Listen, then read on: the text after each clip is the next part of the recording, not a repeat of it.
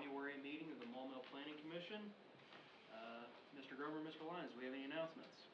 Yes, in the 2-month interim since we last met, we have had, you see 9 replats that were staff level, just one lots. Most of them were in CCA 24B. It was essentially removing, the CCA had asked for these 10-foot drainage easements to be placed into the regular lots, so we have asked them to go there.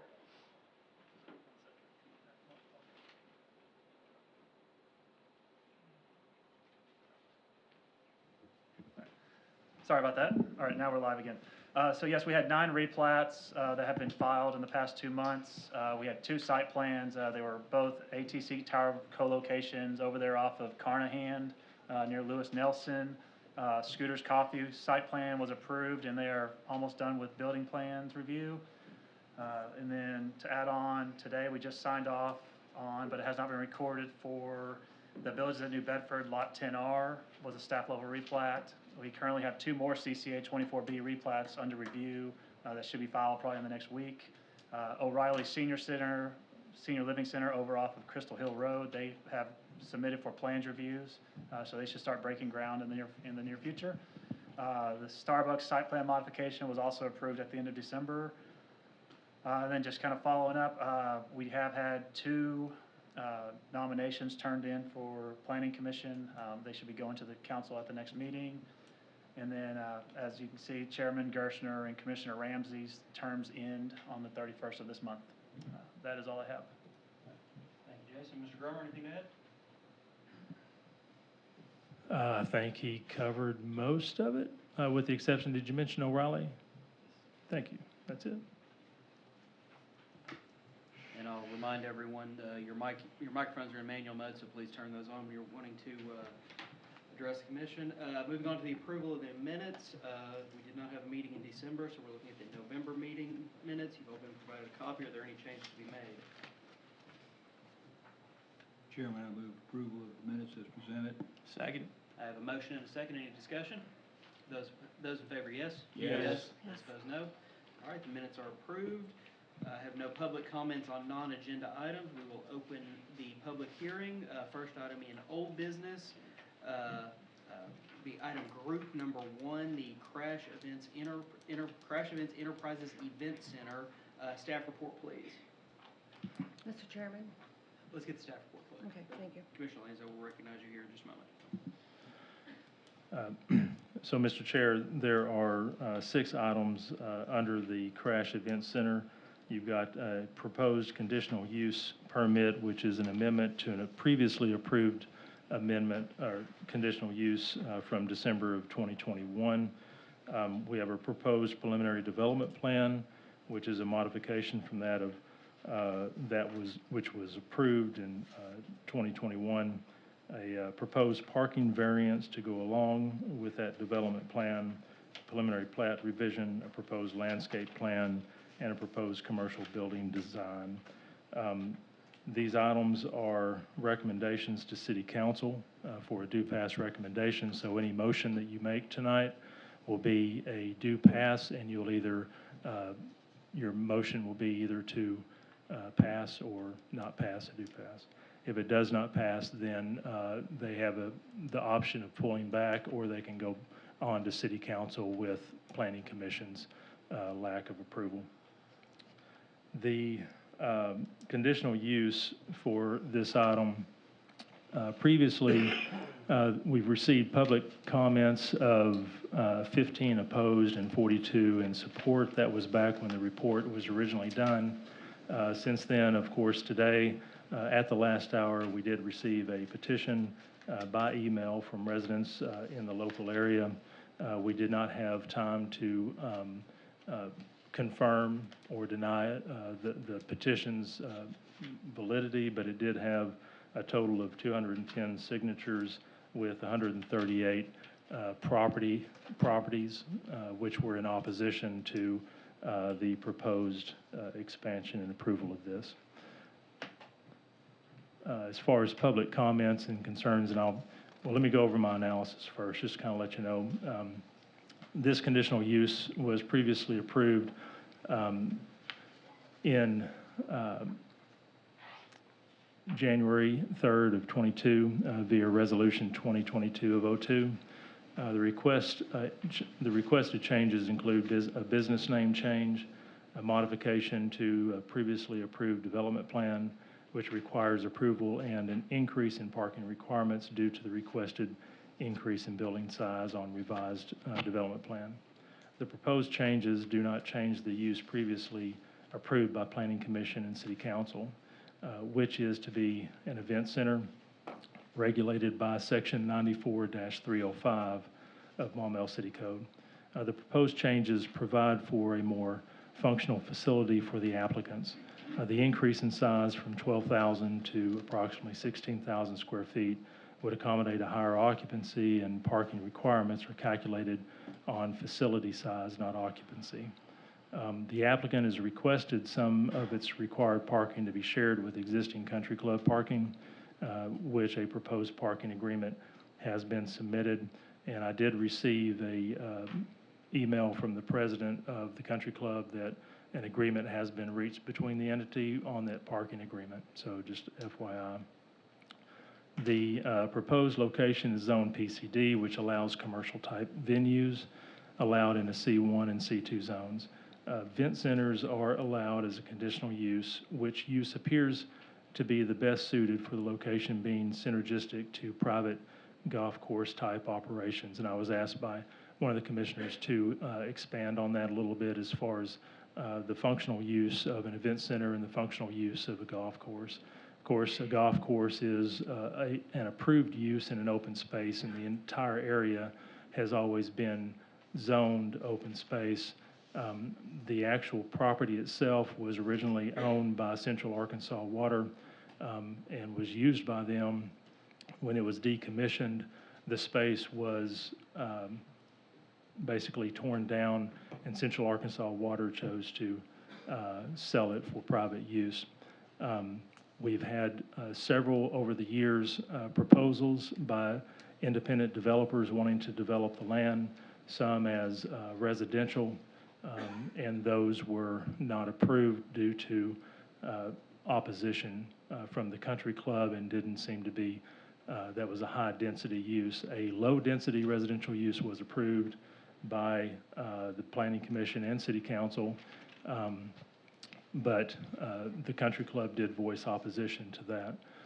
This is a proposal by a new developer that, again, it was previously approved in last year for the event center, this expansion.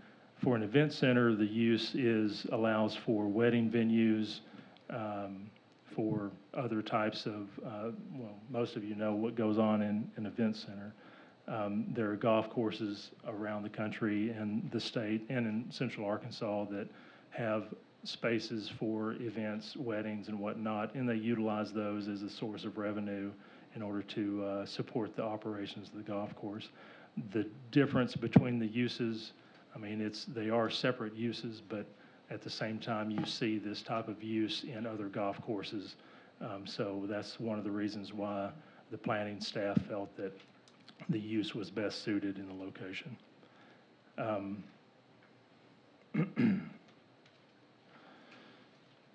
In addition, the applicants are members of the country club and have stated that this collaboration with the club allows for private improvement of facilities that directly impact the quality of the services to be provided by the club, so the proposed use directly supports club operations.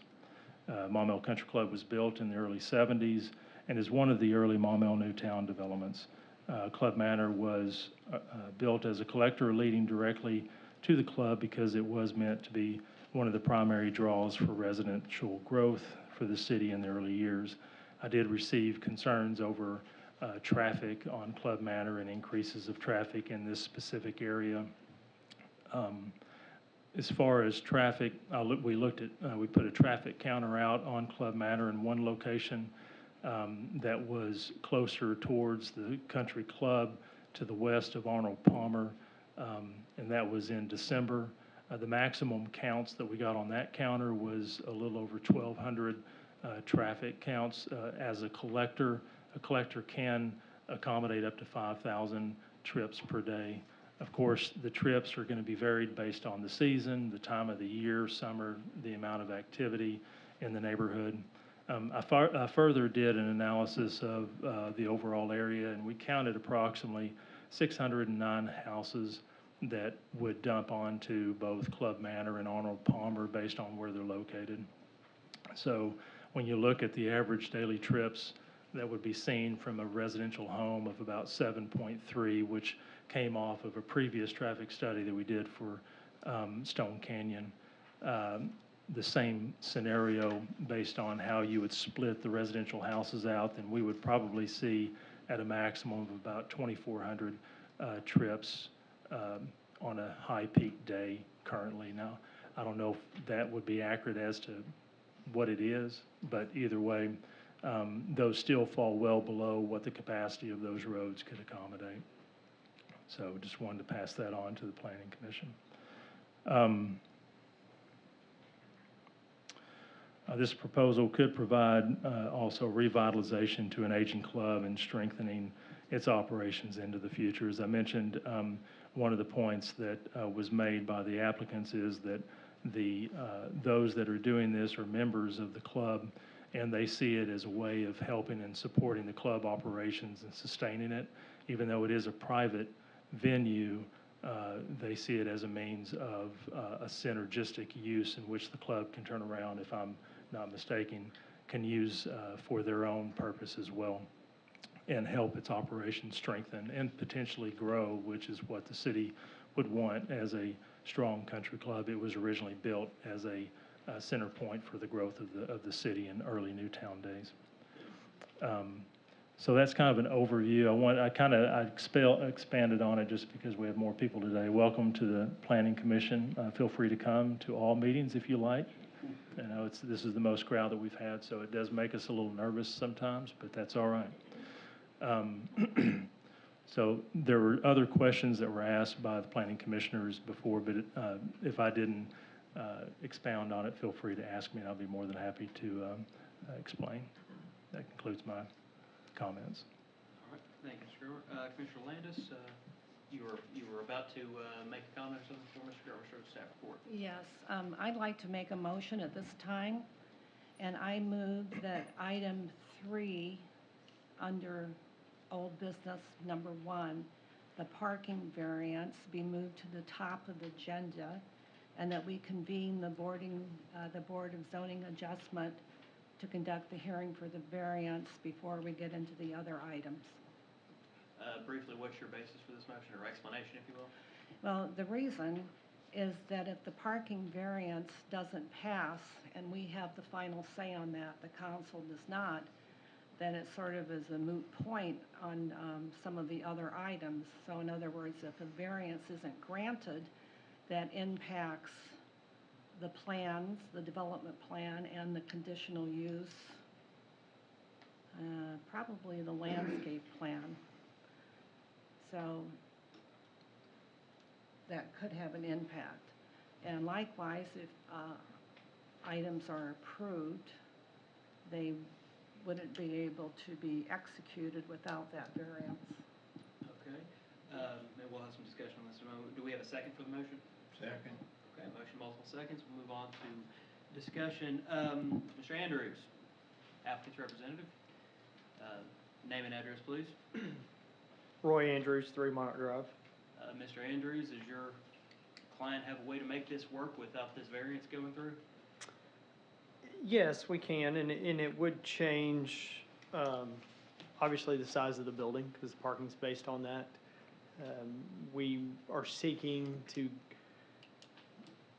reduce even though that the number of parking spaces aren't based on the amount of people, we are looking to reduce the requested amount to 400.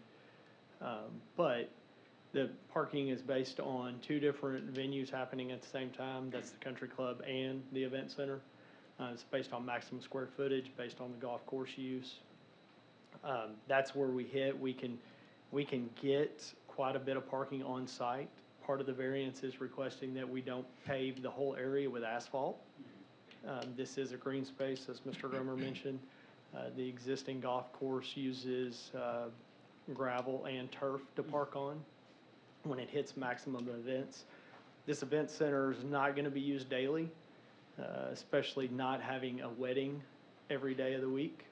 Most times those are only on a Saturday event when it would see the larger crowd. I would mention that we do have places like Lake Willistine that allows parking on the grass. They also, if you look from the parking lot to the pavilion, you're at 1,000 feet plus walking distance. Lake Willistine Activities also uses Track D to park on for large events. If you want to look at Maumelle High School, you can be almost 2,000 feet parking on campus to go to a football game. So you're not parking just in a lot 500 feet away. They also have turf parking. We have multiple facilities or venues around this state, but yes, we could achieve some type of venue activity. It would be scaled down, but we could achieve it. And as I'm thinking about it right now, we're just discussing whether or not to consider these items out of order and consider the variance first. We're not necessarily the substance of the variance at this stage. Any further discussion on Commissioner Landis' motion? Was there a purpose of staff regarding the positioning of the proposed variance at item 3? Well, I could see it either way. If we didn't do the variance first and we did the others, if the variance didn't pass, I think Commissioner Landis' points are correct. It could cause, there would have to be some modifications made in order for the approval to move forward. Thank you. Mr. Andrews, do you know if we do consider the variance first and the variance is not allowed, do you know if your client's going to want to go forward as planned today, or do you want to possibly go back to the drawing board and see what kind of concessions you have to make? We would want to move forward today. Okay. And obviously, yeah, we would look at what changes we would need to make, but yes, we'd want to move forward. I mean, as they stated before, and as Mr. Grummer stated, you know, we got approval a year ago. The intent was to be open soon, try to hit the wedding season, which is late winter, late spring. At this point now, we had hoped to have approval and be at city council already, so yes, we're anxious to move forward. I think it makes good sense, especially in light of what Mr. Andrews just said, that things may, change in this submission, what we're voting on, if, depending on the parking variance. So I certainly support considering it first. Any further discussion, or are we ready for a vote? We're ready. Those in favor, yes? Yes. Those opposed, no. All right, we will go into the parking variance first. Do we have a separate staff report for parking variance? Yes, let me pull that up real quick. So, Excuse me, are we supposed to open up the Board of Zoning Adjustment? oh, yes. Thank you, Mr. Fisher. I will temporarily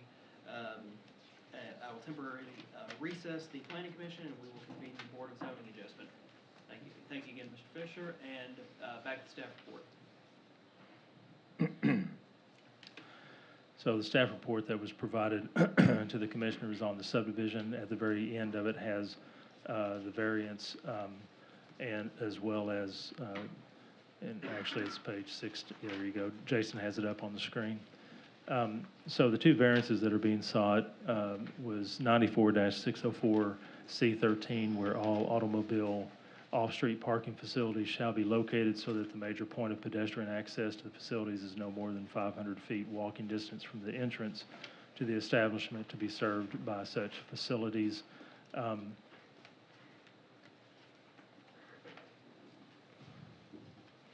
So I believe that deals with the shared parking with the country club, correct? Due to the unique situation with what they're requesting, where most of their primary parking is on site within the 500 feet, the extra shared parking would exceed the 500 foot. Based on the situation, staff is in support of that. As for 94-374D and 94-354D, any area subject to wheeled traffic and devoted to parking, driveways, and off-street maneuvering space developed to meet the requirements of this district shall be paved. That is correct, but if you go to Division 3, Section 94-840, under stormwater discharge for residential and commercial BMPs, it states that porous pavement, design criteria, porous pavement should only be used in low-traffic or overflow parking lots that will not receive large amounts of sediment from vehicles. So we do have areas of the code which does allow for porous pavement, and it does specifically speak to overflow parking, which is what they're trying to use some of this parking for. So in theory, staff supports the pervious use, mainly because it also is conducive to the golf course remaining more green and less pavement, as well as for stormwater runoff. All right, well, we have a number of public comments on this item block in general, and as this variance is going to have some impact on what we're ultimately discussing as far as the conditional use permit development plan, I'm going to go ahead and handle public comments now. We'll often allow a little bit of leeway to finish your sentence, however, there's some strong opinions on both sides of this, and to appear as impartial as we can, there is going to be a very strict cutoff of your 3-minute time limit, just so no one side can say I'm being partial to anybody else. So, moving, and again, these are in the order that they've been set in front of me. First, we have Terry Rush. Mr. Chairman, are you intent on the public comments to cover all through 1 through 6, or give liberty for 1 through 6? Or just the variance? Well, I guess that's very well received, Commissioner Johnson. We have 6 sub-items here. They all, in some way or another, tie together. I will give the speaker the option if they want to defer to a particular sub-item on this, but if they want to go ahead and get out of the way first, that will be allowed. Mr. Rush, do you want to go ahead and go forward, or save this for one of the second or third items? I can speak in general to the whole thing if you'd like. All right, you have 3 minutes. Have at it. Terry Roush, and I'm at 4 Fairway Woods. I'm the president of Maumelle Country Club. And I think, that, Mr. Grummer had pointed out, we were certainly in opposition at one point to the whole thing, just because of the fact we wanted to keep it open space. We fought and we lost that battle. And now we're in a situation where I kind of look at it as we have new neighbors. We can either choose to work with our new neighbors or be contentious with our new neighbors. And I think the club has chosen, the board has chosen to work with our neighbors to work for an outcome that's beneficial to both sides. So in our perspective, we feel that it's going to reduce the amount of traffic that would come right by our clubhouse on any given event, and that's a benefit to us. I mean, that was one of the reasons that we were in opposition to the residential community, because we felt like there would be traffic coming through at various points during any day. So based on what we know and what we know of the agreement that they have, I can't speak to any of the variances. We have reached an agreement in principle to allow them to use our facilities for some things that were mentioned as far as improvements that we would have on the club. And that's basically it. I mean, that's where we're at right now. And we hope to have a long-standing relationship with our new neighbors and our club members. Thank you, Mr. Rush. Yep. Can I ask him a question? Yes. Sure. Yes, absolutely. Thank you. What is your largest event that you currently host? We have various different golf outing events that take place pretty much. If you look at our club facilities on any given Monday during the summertime, that whole parking space, all the way through to the gravel, grassy area is full. We have a large 4-ball event that takes place in the month of May. So how many attendees is that? I don't even know off the top of my head, to be honest with you, as far as the number. I mean, we will have, on a 4-ball event, we will have upwards of 100 contestants playing in it, and then you've got family and whatnot that may come watch. We host the Maumelle Classic every year, which is a very large event for us. And that brings in players from around the state and around the region. So that will fill up that lot. And and have even some overflow in certain instances, just because of the amount of folks that come in for that event. There's some other large events that we have, club events that we have during the year, but I would say really the largest use of the parking facility is for the outside events that come and want to, pay us a fee to utilize our facilities on a Monday. So there are a lot of, whether it's an association or a company event, they'll rent out our facility and then fill up that lot. Typically on a Monday. We'll occasionally allow another day, but it's mostly Mondays when the course is typically closed. Do you have an idea of outside security? Do you have any security hired during these events? We don't typically hire security. We've had to, we've had break-ins that have taken place as a part of the lot, and we have put up our own security cameras to try to deal with that. I wish I could say that was a significant deterrent. I think it's helped some. We've also asked our club members to be more diligent as far as just keeping our eyes out for anything that looks weird, but, Those are outside influences, not something from a security standpoint of patrons attending the event. Absolutely, absolutely. Thank you. Most of the time, what we've seen is they'll come in, they know when, events typically take place, they'll come in, case the parking lot and then take off. But from our understanding of how Crash intends to host their facilities, they will have on-site security for those events. Thank you. Yep. May I ask a question, Mr. Chair? So with the overflow, you talked about the overflow. It stays on the property of the country club, the cars, or are we saying it does go down past onto the other streets?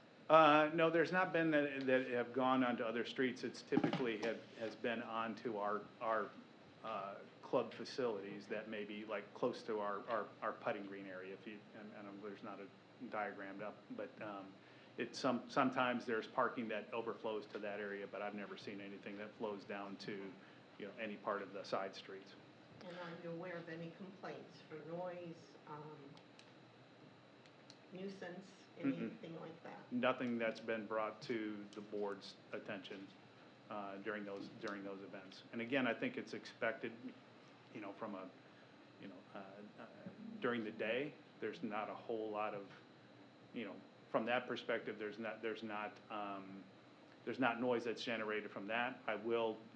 I'll retract my statement as far as club events where, we will occasionally have our four-ball event, and especially during the time of COVID, we've had to move some of those events outdoors to stay, to protect our contestants and families. So some of those events have taken place outdoors where there's been live music and things of that nature, and sometimes we may run a little long, and so we'll get a gentle nudge from our local police force. Thank you. Mr. Chair, and I would also ask commissioners, be sure to pull the mic closer to you so that we pick it up on the. Commissioner Fisher, I believe you have a question? Yes, I've got two as it relates, and I'm not sure if you can speak to this, but on the parking agreement, I've got two questions. Is it signed? It is not currently signed. When you anticipate that happening? It's under review by our attorney, and so we hope to have it within the next few weeks. Okay, and then my second question is I have reviewed and looked at that. The termination, as I understand it, is 30 days notice by either party, no matter when. Is that correct? It does allow for an out. Yep. By either party. So the joint parking agreement could be terminated 30 days after you went into effect. I don't know if is it 30 days? He's referencing the old agreement. Yeah. I know that there's a 60-day notice that we have in there. I'm just trying to remember it off the top of my head. So we don't have the new agreement? Do you have it? Okay. Okay, that's all. New agreement only allows for separation by mutual agreement. There is no time period termination clause. Commissioner Landis? I'd like to follow up on that in the parking agreement. You mentioned there was an agreement in principle And then, there's a question, is it signed? So is there a written document? There is a written document. Okay. We've been passing it back and forth between the two entities, and now we have a final draft that we're having our attorney review. Well, the termination clause certainly is something of interest, because you can't have a situation where there is a use and then all of a sudden it doesn't have its parking, and then of course the use would have to cease. So I think that's something we'd like to hear more about. And the staff report, it references the shared parking agreement, and it talks about there's provisions on how additional parking will be provided if demand exceeds this limit between the two shared uses.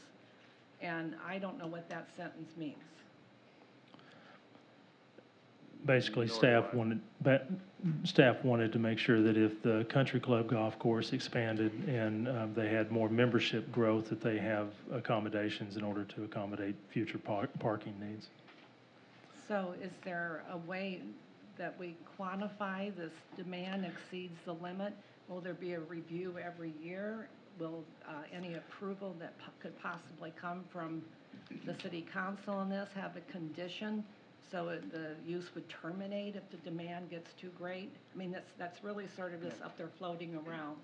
Could we have some more specificity on that?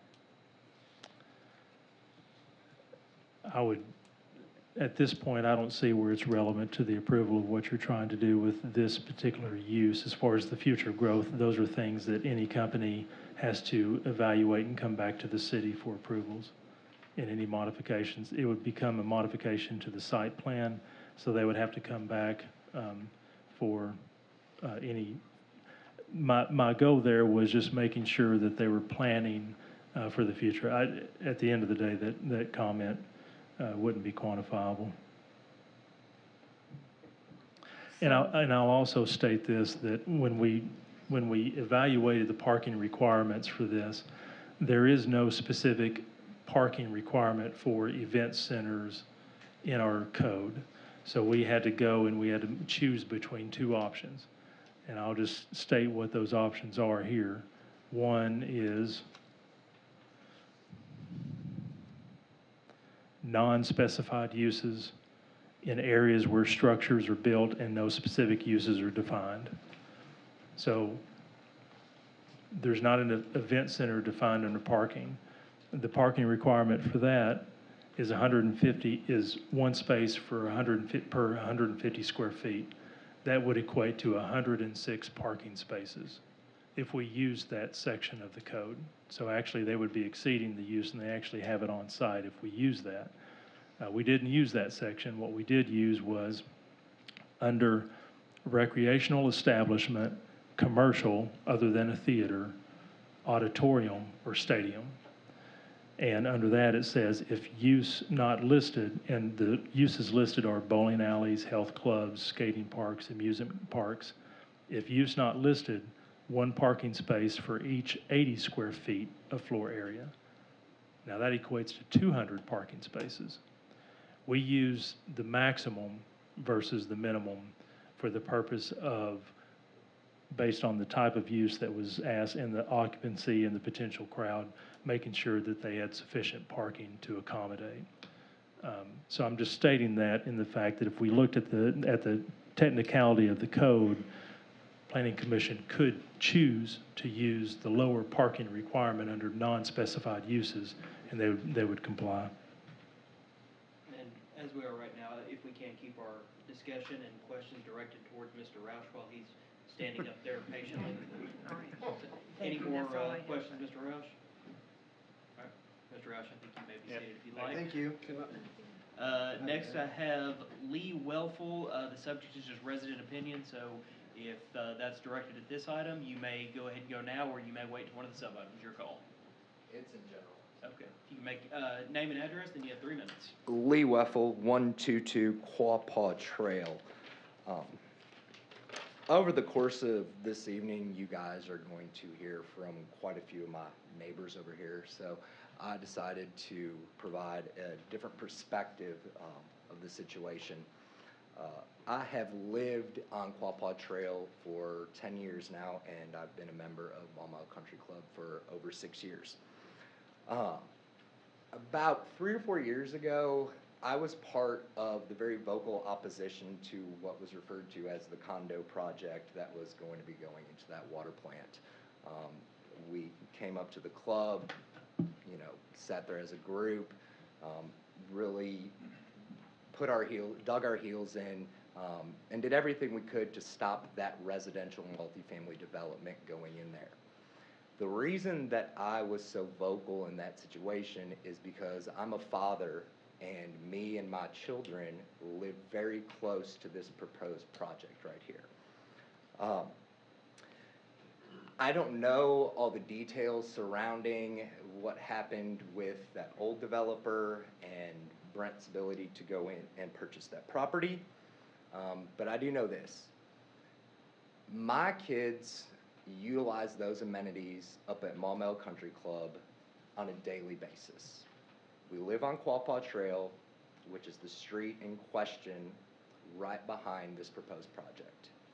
My kids come out of our driveway, they walk down Quapaw Trail, they get on that golf cart path in between 8 and 9, they walk down past the driving range, and they go do whatever they want and have a great time up at that country club.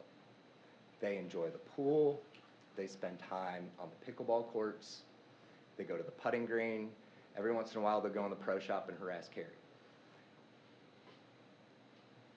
Thinking about a condo project being put into this space that we're discussing tonight is a nightmare when you let your kids leave your home unattended and walk in that general vicinity.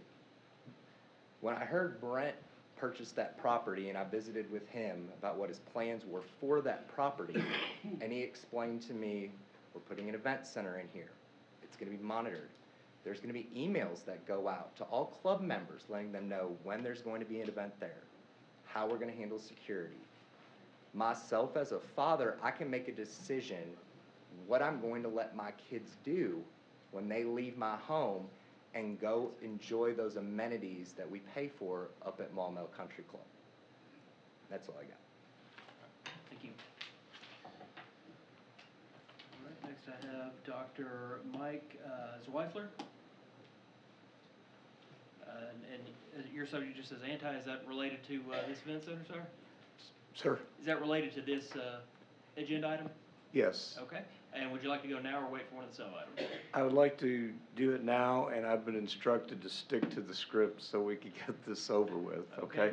Name and address, and you have 3 minutes. I'm Dr. Michael Zweifler of 810T Drive, Maumelle, Arkansas.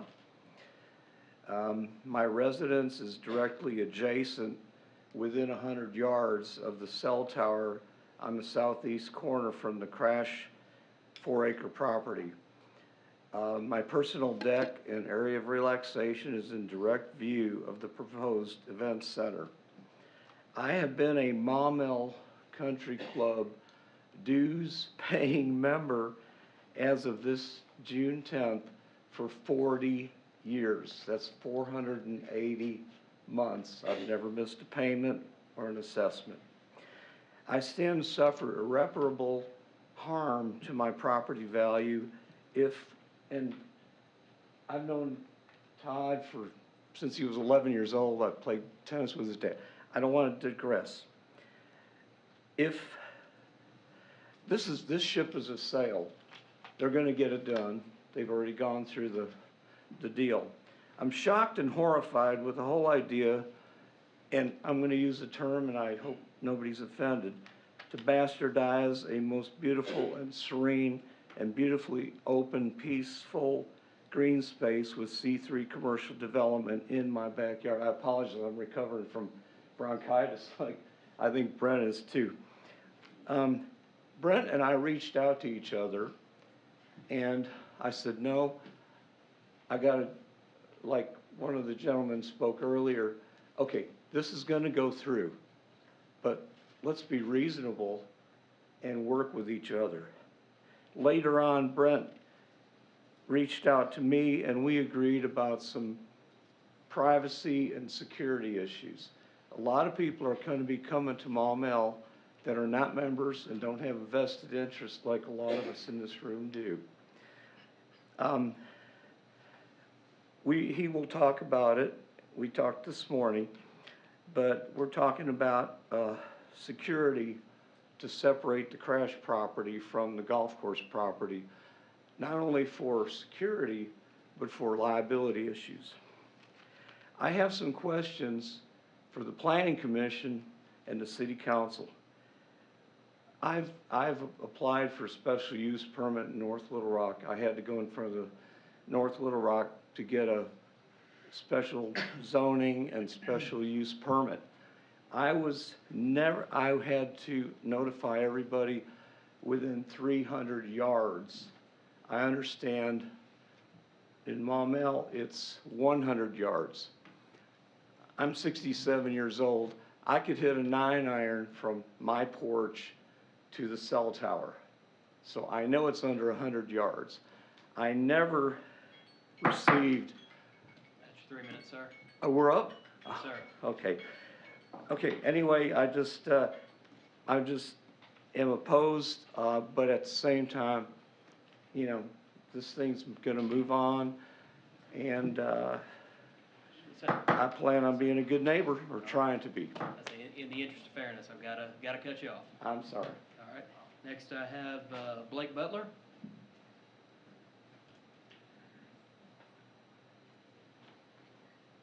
State your name and address. You My have name is 3 Blake minutes. Butler. I'm at 7 Fairway Drive. Member of the club as well. My property backs up to the overflow parking area. But everybody has a different opinion on it, but I'm here for 3 reasons. I've sat where you've sat, or kind of where you've sat. I've sat on the city council here, and I know you're in an impossible position. You're not gonna make everyone happy. When you leave, somebody's gonna be upset with what you decide. But what you have to do is you have to decide what's reasonable and what's right for the city. I'm a land surveyor by trade, and deal with developments, have been for my last 25 years. This property is gonna be developed. I'm there all the time. This property is the development that makes sense. I mean, it's just more than any other. Something's gonna happen, and whatever goes in that property, there's gonna be people in here voicing their opinion, but nothing makes more sense. I think that rang very true in what Mr. Grummer said in the beginning. This marriage makes sense. The property, all of it just makes sense. It's a marriage that works, and although there's gonna be an opposition, there is not a better solution for that property. And that's all I have to say. Thanks, sir. Thank you. Cynthia Adams.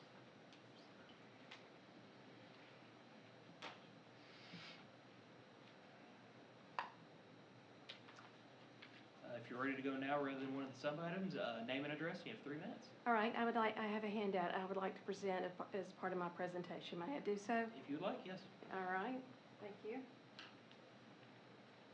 Could you please follow as I speak? Thank you.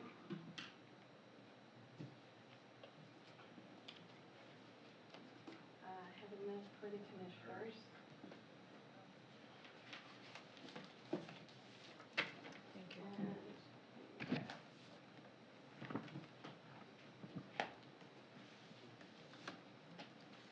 My name is Cynthia Adams. I reside at 102 Quapaw Trail in Maumelle. I would please like you to open up the handouts. I'd like to go back a little bit in time. According to the minutes from the January 3rd, 2022 City Council meeting, just 1 year ago, there was no opposition to this project. Zero, none. I want to say that nobody knew about it. I didn't know about it. I mean, honestly, my neighbors on Quapaw Trail found out about it in November of last year. The applicant briefly addressed his relationship with the Maumelle Country Club, his vision for an event center, and traffic and safety concerns. Councilmember Holt asked the applicant about the event center activities and hours, and if they had faced any resistance. The developer relayed there has been not any resistance, that his organization has not met with solutions. So the handouts you have in front of you is the resistance. This is part of the 210 signatures that are in the petition to stop this expansion. What I'd like for you to take a close look at is the proximity of the property owners to the construction site. What I'm hearing is that the developer also has a petition of Maumelle Country Club participants and so forth. But how many of them live within the zone of that construction site? Please go through each sheet. These are people that live in homes that are going to be impacted by the construction. I feel like everything I'm hearing tonight is all about the country club. I'm not a member of the country club, and yet I can see the site from my house. So what about the residents who are not members of the country club? What about the quality of our lives? I think that is a huge difference. All citizens of Maumelle need to be created and treated equally, and not those of a country club. We trust our elected city officials to do right for all of us. I don't feel like our quality of life should be controlled by the board of directors of a private club and the petition of supporters who do not live in the area. So in closing, all I want to say is, for a moment, picture yourself on the back patio of 100 Quapaw Trail. That was one of the two residents, only two residents, that got a letter. Supposedly it was a certified letter. He never got it, 100 Quapaw Trail. And imagine yourself sitting back there on one of the weekends a year from now trying to enjoy a glass of wine. Right now, he can sit back there and he can hear the hoot of an owl down by the river. He can hear the bark of a dog right up the condos. He can hear the sound of crickets. He can hear the whisper of wind in the trees in our yard like we enjoy now. It's quiet now. It's quiet. Do what's right for all of us. Thank you. Ms. Adams, if I might ask one question as it relates to the surveys. Were you involved in the, I guess, obtaining the surveys and obtaining the responses? I obtained some of the signatures, not all of them. Do you know how the issue was presented to all the signatories? I mean, was it just, in general, are you aware of this? Are you in favor? Well, at the opposed? top of the petition sheet, it had a description. Each person that signed it was able to read that. Okay. So it was very clearly stated to them. Okay, thank you. Thank you.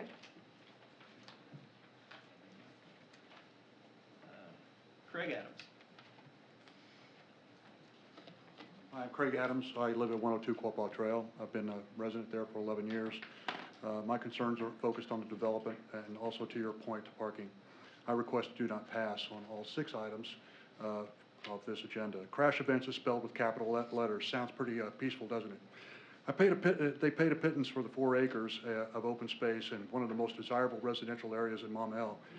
It's off to a rocky start. Development signs were hidden among private property. 3 letters were sent to entities within 200 feet, 2 being unsuccessful. And newsprint was used as if we were still in the 19th century to notify the rest of the residents and the city. In other words, minimal effort may have expected minimal interest, but now some of the neighbors, my neighbors, are here. Maumelle Ford, circa 2013, was a vision for development, and it's over 200 pages, and it was painstakingly assembled by local officials, business elements, and most importantly, the residential stakeholders. When 99 Club Meadow Drive was recently rezoned commercial, such ignored the developmental maps in the page 40s of the Maumelle Ford. Totally surrounded by residential zoning, there's now a bullseye for commercial development. This commercial development is like a wound in the bosom of peaceful residents. Perhaps it's ironic that Maumelle is derived from the word breast. In the 11 years that I've resided at Quapaw Trail, the golf course has been a friendly field of green, occasionally punctuated by some choice cuss words. Now, Maumelle Country Club is a 501c3 entity. It seems peculiar that this club was against the multifamily residential and single-family residential, but now because of concerns with noise, safety, traffic, and the likes. Yet, Maumelle Country Club has been charmed by crash events, small events, and wedding venues, so we're told. 0 decibels, so we're told.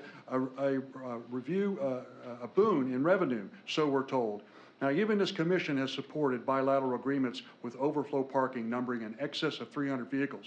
Now, perhaps, just think about this, perhaps Maumelle Country Club and Crash Events are co-developers of a 16,000 square foot facility capable of accommodating 500 people until the stroke of near midnight. It seems to me that the golf course is no longer a fair-weathered, nonprofit, daytime-only friend. This commission had many choices to honor Maumelle Ford. In fact, the open space was not considered for public green space to be enjoyed by residents of Maumelle. Let me tell you, the river vista is amazing, and I presume that this commission must know that there are no fewer than 3 event centers serving Maumelle. Now, sadly, the Maumelle Country Club is a membership only. The Cool Kids Club, it doesn't allow us non-members to walk on and play. It doesn't discount dues for financially disadvantaged families or disabled veterans like me. No trespassing signs are abundant. And at the very least, Crash Events, the center, is an extension of privilege, perceived or real. Now, Maya Angelou is quoted as saying, when somebody shows you who they are, believe them the first time. That's my statement. All right. Keith Breen. Name and address, 3 minutes. Keith Breen, 100 Quapaw Trail. I came here to address my concern with the development of the event center behind our property. Diana and I spent 3 years searching for our new home. Our search covered 9 states, working with multiple realtors. We had specific requirements for our new home to spend our retirement years. Chief among those was locating the desired property in a bedroom community. We left California seeking tranquility afforded by open green space. We were fed up with California's fundamental shift from building well-planned communities to showing a total disregard for the desires and the well-being of the people of those communities. It is my hope that the Maumelle Planning Commission and the Maumelle City Council listens to the citizens of Maumelle tonight and reconsiders the impact of placing this event center in the middle of our residential development. I strongly object to the variances being granted concerning parking. I also object to the impact that traffic, both vehicular and pedestrian, will have on the residential community, as well as the added traffic pressure on the entire community. If you on the Planning Commission feel that a 4th event center is necessary and or desirable, please locate it in the commercial development area.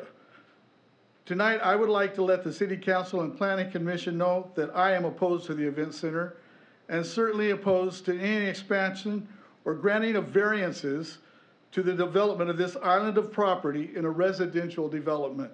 Thank you. I have a question. Is that of the speaker? Yes, Mr. Breen, sir. we have a question from the commission, if you would entertain it. Oh, I'm sorry. Commissioner Landis? As part of your comments, you said that you object to the parking variances. Yes, And ma'am. could you give me your reasons why you object to those variances, please? Well, now we heard about how the parking we're gonna count it to this many people or this many cars for this building or whatever. You're at liberty to decide what kind of event this is because event centers aren't necessarily put in there. What I don't wanna see are cars parked up there on the hill behind my house, but I also don't want to see that property being allowed to push its parking out somewhere else. Because each building is supposed to have so many parking spaces for that building. Right, thank you. Thank you. All right, next I have Mike Holligan. I'll go pretty quick. Okay, name and address, you got 3 minutes. Okay. My name is Mike Holligan. I live at 20 Sand Trap Drive. First, I'm opposed to the event center and the expansion of the event center. I was not aware of until the public notice sign was posted on Maumelle Country Club entrance on December 7, 2022. After I found out about the event center and it was approved, then I started asking questions, where was the notice sign placed before December 7th? In a Facebook post, I asked the developer, where were the signs? His quote, at the only entrance of the subject property as they are with any public hearing. I told him I drive by every day and only saw the sign for 15 days. That was since December 7th. His quote, you do not drive by 99 Club Manor unless you're going the club manner. Quote, I want to go on record, the earlier postings of the public notice signs were placed on private property, no trespassing allowed, is what Maumelle Country Club states on signs throughout their property. So I question the planning commission. Where was the public notice sign letting us know about the issue the first time? Quote, the signs have been placed on this from this office. Quote, the signs have been placed on the property according to ordinance. Based on comments from the meeting in November, staff asked the country club if we could place a sign at the entrance. My question, before December 7th, how was the general public able to know this since the early signs were placed on private property? Why move the signs if you followed the ordinance? Then I was told by a member of MCC, we tried to keep this quiet, and they did until December 7th. Even the developer said, quote, I have publicly admitted that my approach could have been better with regards to the neighbors on the other side of the Maumelle Country Club property, end quote. I would say he was successful with that approach. My question before December 7th, how was the general public able to know about this public notice sign? Another Facebook post in December says, why is this such an issue now? Well, maybe it was made public. And in closing, since you guys like figures, I can see about 31 houses and townhouses from my front and backyard. 20 of those homeowners are against this event center. I think 6 are for the event center and 5 are neutral. Thank you for your time. And I also asked people, and I said it's your choice if you want it, if you don't. I got 40 signatures, so I didn't pressure nobody, but I gave them a second opinion on what they're hearing on one side. I give them my opinion too, so that's what's fair. Thank you. Thanks, sir. Vicky Bria. Ms. Bria, I appreciate the pronunciation guide on your sheet. Yeah, Bria. Name and address, you have 3 minutes. My name is Vicky Bria, and I live at 39 9th Fairway Loop. And I want to start off, I'm a great quoter of days gone by, and the devil is in the details. It's an idiom alluding to catch or a mysterious element hidden in the details. It indicates that something very simple, but is in fact, the details are problematic and complex and likely to cause problems. Let's look around to see who the devils are. Okay, there's also another one I love. Something is rotten in the state of Arkansas, particularly in Maumelle. This seems like that the good old boy network is doing a wink wink, nod nod, slap on the back, and everyone else has been left out. We moved out to the country club area because it was peaceful and quiet. We retired out there.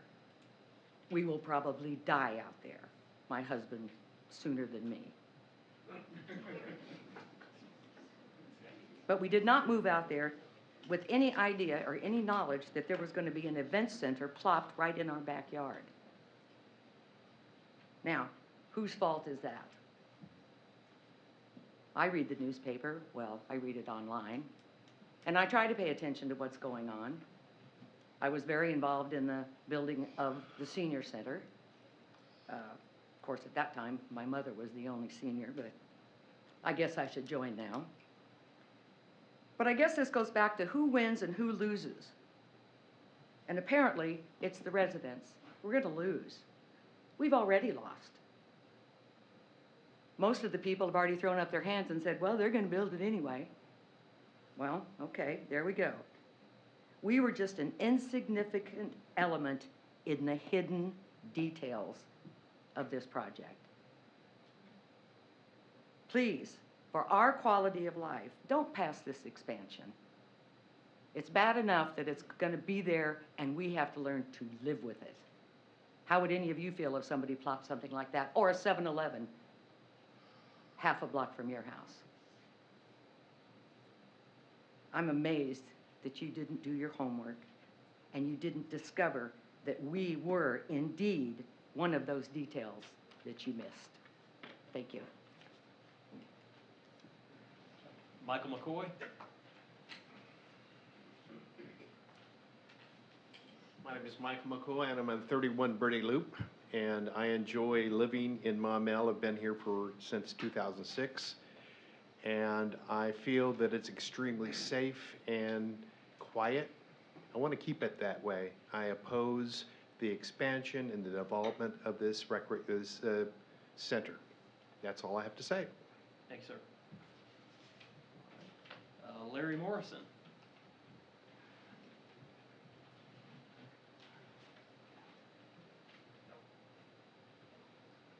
Good evening. Evening. Well, I had several things that I was going to say, but I think that my predecessors here have taken away a lot of the smoke that I had in my piece of paper. Tonight, my wife and I should introduce myself, I'm sorry. I'm Larry Morrison, and my wife Carol couldn't be with us tonight. We've been residents for 26 years at 48 9th Fairway Loop and members of the Maumelle Country Club for 30 years. Tonight, we would have came, except my wife couldn't make it, to ask for consideration to postpone the decision that is being discussed here tonight. In part, it had to do with some words that I intimated to you folks early on about the centers, because in the original booklet that I received showing the information regarding the venue, there was reference to 14 other venues within driving distance of Maumelle, but what was omitted was the fact that there were 3 venues within the city limits. That caused a little confusion for me, because I think one of my statements was that I felt that Maumelle would profit from a venue. I assumed that there wasn't one in the city. So I'd like to walk on by that at this point, because I think it's been pretty well discussed. But I'm a research guy. I went back and I read every single piece of paper that I could find in your archives. So that may seem like it's a little silly, but I thought it was the way to find out chronologically the history behind the whole episode. So I want to say one thing, and I'll probably sit down after this for sure. The outside neighbors, outside of the country club property, I like to commend Brent for reaching out on January 18th and having a meeting to discuss this, because that was my main reason for attending. I wanted to find out what the work plan was, what his intentions were, and I think he covered a great deal of the issues that had been raised over the past 3 years to a good conclusion. The meeting was called over social media, and social media is great if you have all of the people that are involved following it. But in this particular case, my neighbor and I were the only 2 people that confirmed their attendance on the app. Okay. Thanks, sir. I have to sit down. Thank you. Diana Bennon?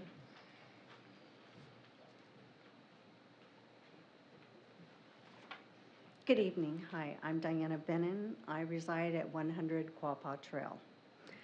I'm deeply concerned with the impact of the proposed development on our property.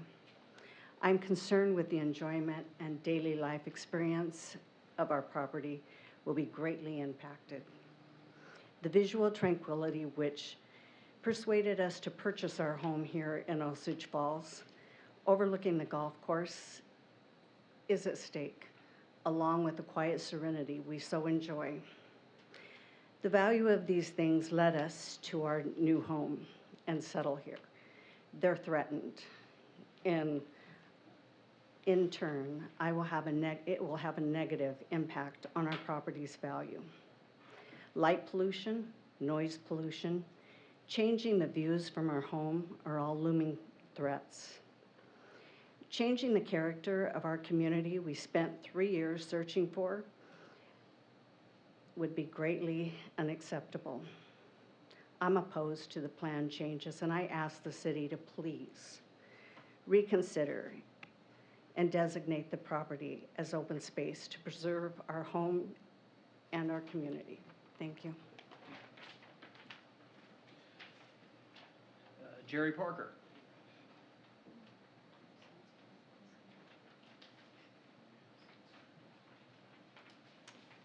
Good evening, Jerry Parker, reside at 15 Parr Drive. There have been so many powerful statements already made. I almost feel like that the best I can do is repeat what's been stated. We first learned of the proposed event center November 2022.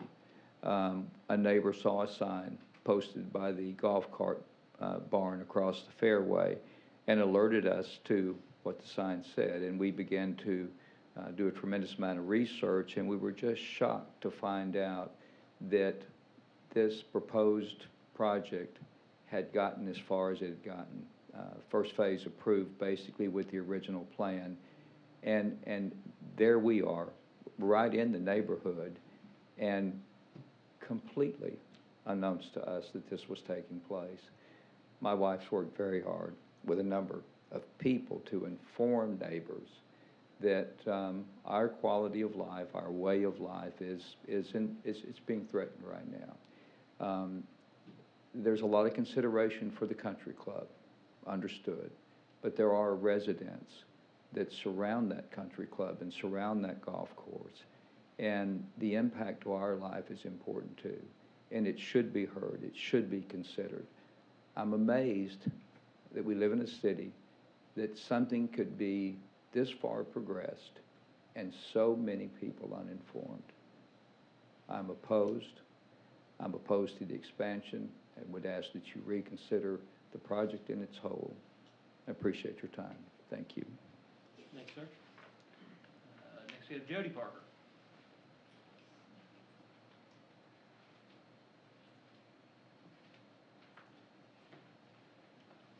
My husband's a hard act to follow. My name is Jody Parker, and I live at 15 Parr Drive. And my husband did make a lot of the same points, and I know you all are getting tired, and you're probably thinking you want to get out of here. So I'm going to kind of cut through some of mine a little bit. I just would appreciate the planning commissioners to consider the Maumelle residents first, including personal written notifications to the surrounding residents and better signage and placement of those signs. This could be done at very minimal cost to the city, but would garner a healthier outcome for all those involved. The majority of the considerations found in section 94 through 98, 1 through 9 of the Planning Commissioner's approval process never factored in the surrounding residential homeowners, but only the interests of the Maumelle Country Club. And if you read those, I think you'll know what I mean. And you helped me, Director Grummer, because you read off a lot of those things, and all of them stated the country club. So nothing was said about the residents. Unfortunately, the city leaders who made the decision and approved the rezoning of open space land to commercial development left out the communications with the residents and instead only worked with Maumelle Country Club.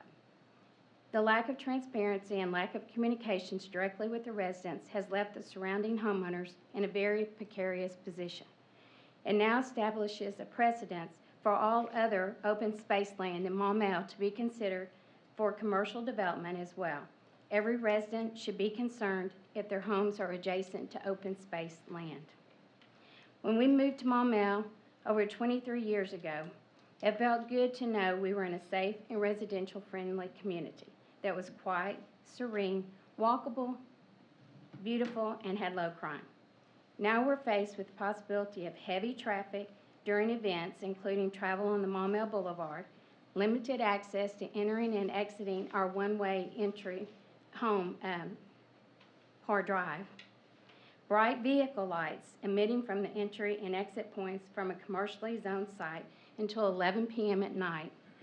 Car doors slamming, loud exhaust pipes from trucks and cars, people's voices when they leave the event and go out to the cars, resonating through the night air. Sorry, I'm so nervous. And all this while others are sleeping peacefully in their homes miles away. Our home has a bank of windows off the back, and the lights that the LEDs, if they're coming down, they shoot right in our home. This property is located directly behind our home. So, in closing, I strongly urge the city to reevaluate the process when it involves surrounding residential homeowners. Thank you for your service and time. I oppose the agenda item. Andrew Clark. Good evening. Evening. I'm Andrew Clark, and my wife is Mindy. We live at 1 Samantha Lane in Maumelle, of course. We border the country club on two sides. The west side, we back up to the 18th green, and on the north side, the parking lot. I'd like to address two issues in my short time that I have here. One, I just cannot understand why, living under the country club practically, we got no notice whatsoever that this event center was being planned. I learned about it on social media. You know, I've learned in 49 and a half years of practicing law that if you want to hide a legal notice, you put it in the newspaper because nobody's going to see it. All right, and I read the newspaper every day and I look at the legal notices because that's what I've done. It's not there. I've never seen it. Somebody have to show it to me. I've never seen any of these plans, any of these designs, no projections, nothing. So I don't have any idea what it's going to look like back there. I'd like to address the parking. We back up, we live adjacent to the parking lot. And the country club president was very, very truthful about what he said. They have a number of events during the year, and there'll be sometimes 100 to 150 cars parked in that parking lot. Sometimes they will get down to my mailbox and almost in my driveway, and a couple times I've had to, dodge to get into my house, but we knew that was going to be that way when we moved there. We've got a park, we got a country club, they're going to have golf tournaments. We're going to be inconvenienced a little bit, but we get along with the country club. They help us, we help them, on our borders and things like that. But you add the number of cars that I understand, I'm guessing at what I've heard, just based on what I've heard, more cars up there, you're not going to have room. It's going to be totally congested. You won't be able to get in and out. I just don't see how it's possibly going to work. If you have an event and you've got cars going in, cars going out on these porous surface roads you talked about, I don't see how those are going to last. You're going to be fixing chuck holes forever. And then you're going to add limousines, bringing the guests in, limousines bringing the brides in, and all the guests. I've been to a couple of weddings. They get full in a hurry. There's a lot of traffic. Everybody's going to have a good time. I don't have a problem with people going to an event center and having a good time, but you don't want to have that good time in the middle of somebody else's neighborhood, somebody's quiet, peaceful neighborhood.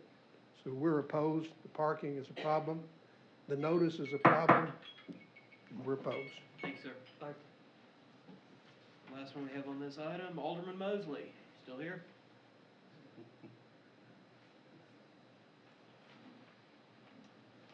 Name and address, please, sir.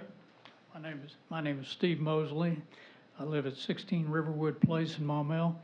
I'm also the one of the Ward 1 aldermen. I'm just very brief here. I think everybody made some very good comments tonight and expressing themselves on the problems here. I would personally caution you about expanding this project beyond what has already been approved. In other words, I'd appreciate it if you would turn this expansion down. I have, my concerns are that there was limited notifications on both the first project and the current project that's before us. The parking agreement is not signed, and I'm worried about the quality of life for people that are within a couple of miles of the situation. I actually, if I were a golfer and could hit a ball that far, I could probably hit the 18th green of the country club from where I live. So I am affected as a resident also. But let's see how the current approved project goes before we go expanding it any further. Thank you. All right, we will now move into consideration of the parking variance. I believe we've had a staff report, so discussion amongst the commission. I got a couple questions or clarifications. What, on the first, We can't hear you. sorry, on the first application that has been approved, how many overflow parking spaces were approved with that application? Do you know, estimate? Well, they don't have to be exact, Scott. Do you know? And 65. Thanks, thank you, Jason. That was the total parking requirement. That was the total parking requirement? Do we know how many were in overflow? For sure? Okay, so we've already, those overflow spaces have already been granted, correct?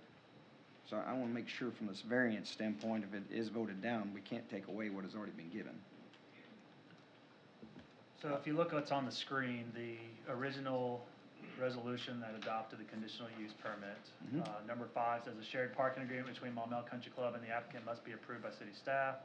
Must include a minimum 165 parking spaces and provisions regarding additional parking plans when demand exceeds this limit between the two shared uses. And that was considered a worst case scenario if there was let's say a wedding, a banquet, conference, whatnot, and let's say a golf tournament at the same time.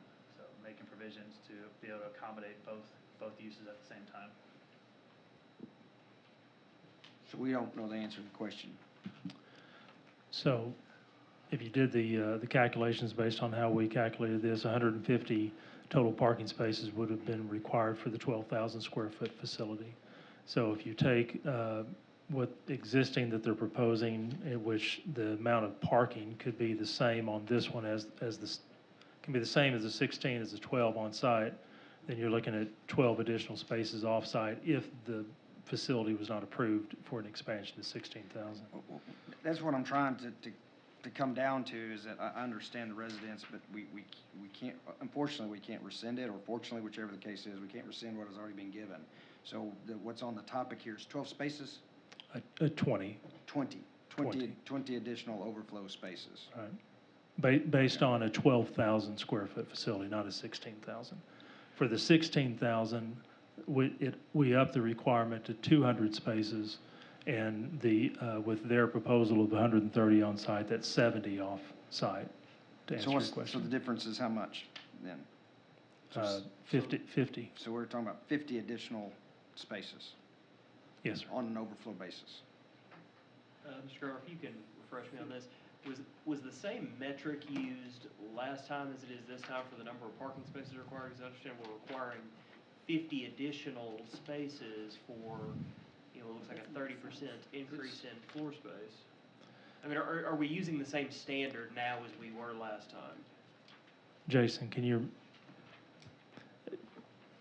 I would have to go back. I think we ended up using a different metric that required more spaces this time. As Mr. Grummer mentioned earlier on, there is no set event center parking minimum in our code, so we had to cobble together a hybrid, which included the typical golf course of 5 spots per hole, so 90 spaces. We also utilized the size of the existing Maumelle Country Club club center, which is, I believe, roughly 7,000, give or take. And then we added in the 16,000 square feet with the 1 per 80 square feet, and that's where we got the 335. So we used a pretty, we had to use a hybrid parking model to get this. Now, I know speaking with other commissioners that Other cities are, Ms. Landis, if you don't mind me saying, other cities use a 100 square foot per spot versus 80, so in that case, it would be 160 versus 200, so there's, we're having to use a hybrid parking, I guess is the best way to put it. Was that same hybrid parking model used when we approved the 12,000 square foot facility? I do not believe it was. Commissioner? So it's clear to everybody, because it's not real clear to me at this point. The approval that exists right now, how many parking spaces was the total for both the country club and the event center? Is that 165? Okay, and we're comparing that to what is the total proposed for this expansion effort?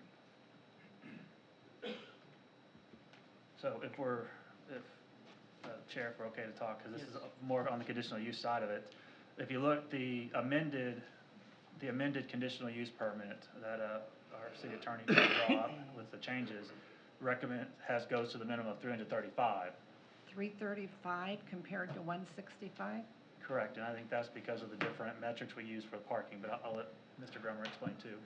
And I'm trying to find the notes on that, so I'm just having to pull the. That can't be right.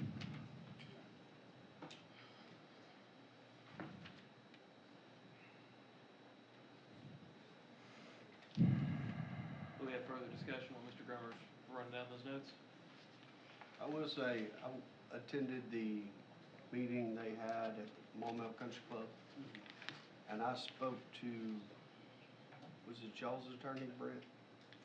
I spoke to their attorney about the parking agreement, and it is, the only way the parking agreement can be terminated, he had not done it yet, but his intention was both parties have to agree.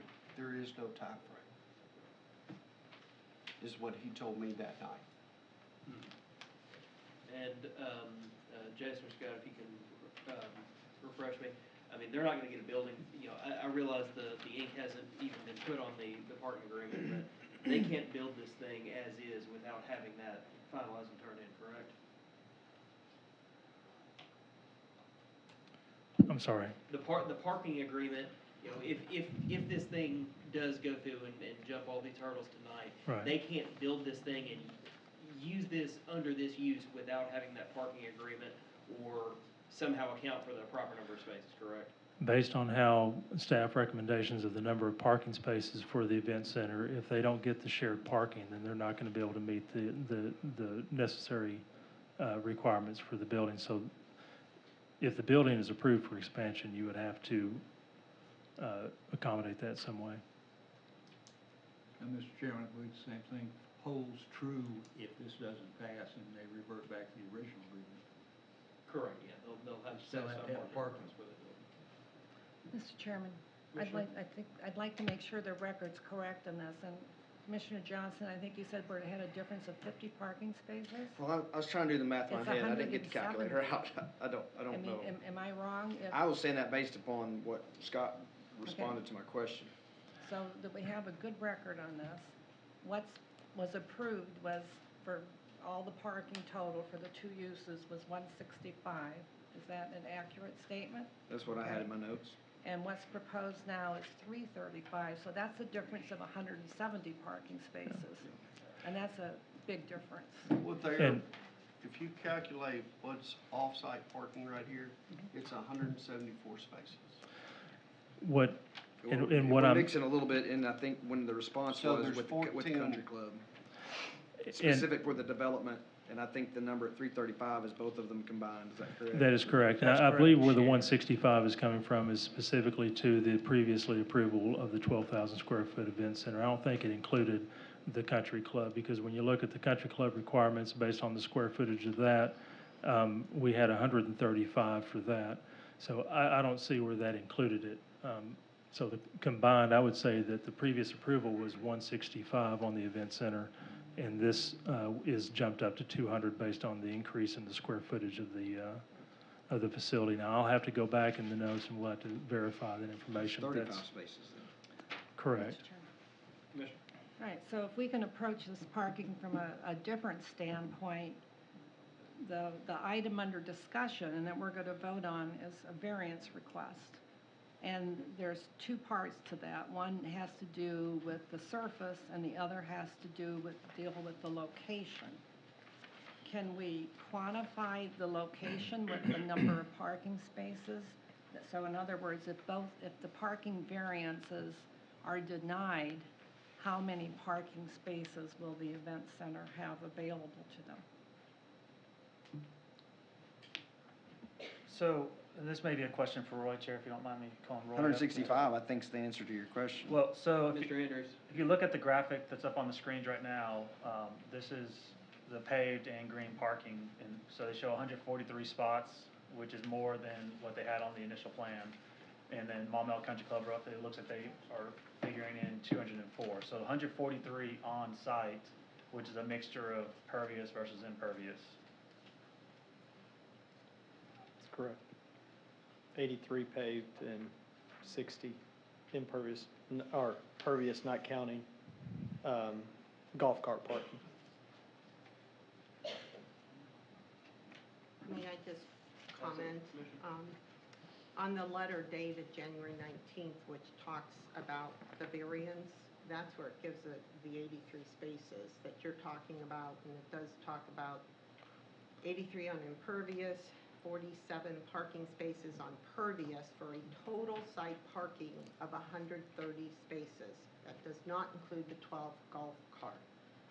So that's where I'm doing the math, and it is getting confusing to me what we're asking for from a volume, again, that overflow area with the variance, if we already approved 165. Mr. So Chairman? if you can help me. Commissioner Fisher? Can I address, Roy, can you remember the number of spaces going back a year ago? Or No, 14 sir. No, almost sir, I don't- 14 months ago now. It should be in the resolution that we have a copy of. It's substantially less than 130. It was, we didn't, How many on site and how many? we had a lot less on site last Yeah, I know. year, and I don't remember offhand. I wasn't trying to compare parking places, but hang on, I might actually have.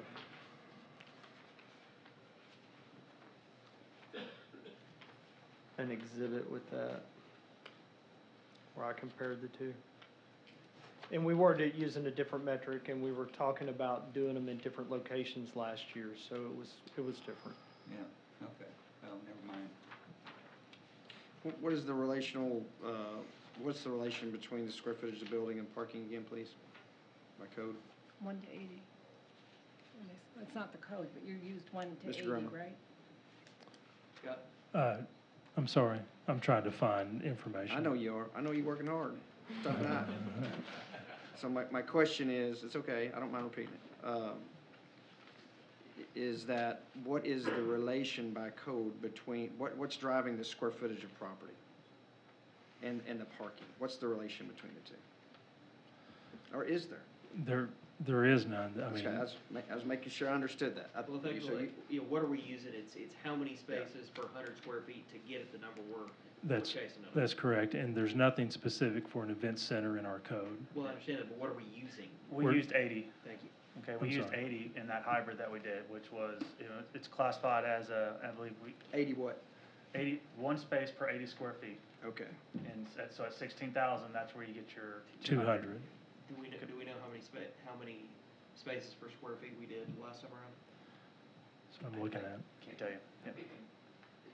We have to do some research on it. And that's total, and that takes total square footage of the building.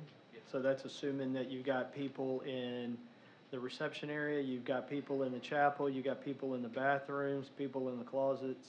I mean, Business could be good. it could be good, it could be good. And that's the big change from before, is we added, when we brought it last year, when we were at the 12,000 square feet, we only had one room to have the event in. This year, we have a chapel and we have a reception area so that you can have the reception set up, you can get the tables and everything while the wedding's going on, and you don't have to kick everybody out while you switch the room. Beg your pardon? The plan that I saw had 2 rooms. Initially, we did, and then when we backed it down to 12,000 square feet, we had the one room. That was a 12,000 square foot venue that I saw, or I remember a year ago. We backed it down. And they wanted to add that back so we could have the two rooms. Okay. Because we initially came last year with 16,000 initially, So, and then we backed it down. so the reason it's parking, what I'm trying to understand is the impact the variance has with your client. So if the variance is denied, how does that impact the building? Everybody said, well, you gotta go down 12,000 and you have. We gotta reduce the size of the building. So We are can we- park more on site, Right, but we would end up reducing the size of the building. with the ratio of 1 space by 80? Mhm. Commissioner? I think what's confusing on this is we don't have a variance request to reduce the number of parking spaces. No, it's for the impervious No. parking and the. Let me And the finish distance. real quick. So we have 2 variance requests. One deals with the location of the parking. That's 94-604, parens 13 parens. So that, if that variance request is approved, you would be allowed to have parking off-site. If it's denied, you cannot have parking off-site. Correct, we'd have to have it And confirmed. there's some number floating around, nobody seems to know the number for sure. But you didn't ask for a reduction in the number of parking spaces, you asked for location, and then you also asked for a variance for the parking surface. Correct, pervious versus impervious. And I'd like for the record to show in the public hearing for the variance that you indicated on the variance that yes, you can go ahead and proceed and you could still achieve the project without the variance request. So that just sort of shoots a hole in the whole idea of hardship when you've admitted that you can go ahead and. On a smaller venue, yeah, correct. Right, okay. If there's not any further discussion, I'm ready to make a motion. Mr. Chairman, I don't, Mr. City Attorney, go ahead. you heard from the applicant on the motion of reordering the elements of the agenda, but I don't know if you've heard from the applicant on the variance. I don't know if the applicant has any additional comments in Once response well to the taken, public. Mr. Andrews, would you, or Mr. Ashcraft, would you like to speak towards this parking variance request? Yes, sir. Brent Ashcraft, 2 Green Oaks Cove. A lot of things have been said tonight, and most important thing, I want to let the record reflect that that was only the second time I've been called the devil today. As far as our name goes, Crash is simply an amalgamation of Krauser and Ashcraft. It's not intended with any connotation whatsoever. I think my opposition has brought some very good points up. I don't disagree with some of the things they said. However, 2 things are being ignored. The term open space is being thrown around like a samurai sword in here right now, and it's completely dishonest in the way that we're using the term open space. Open space does not mean green space. Correct me if I'm wrong, Director Grummer.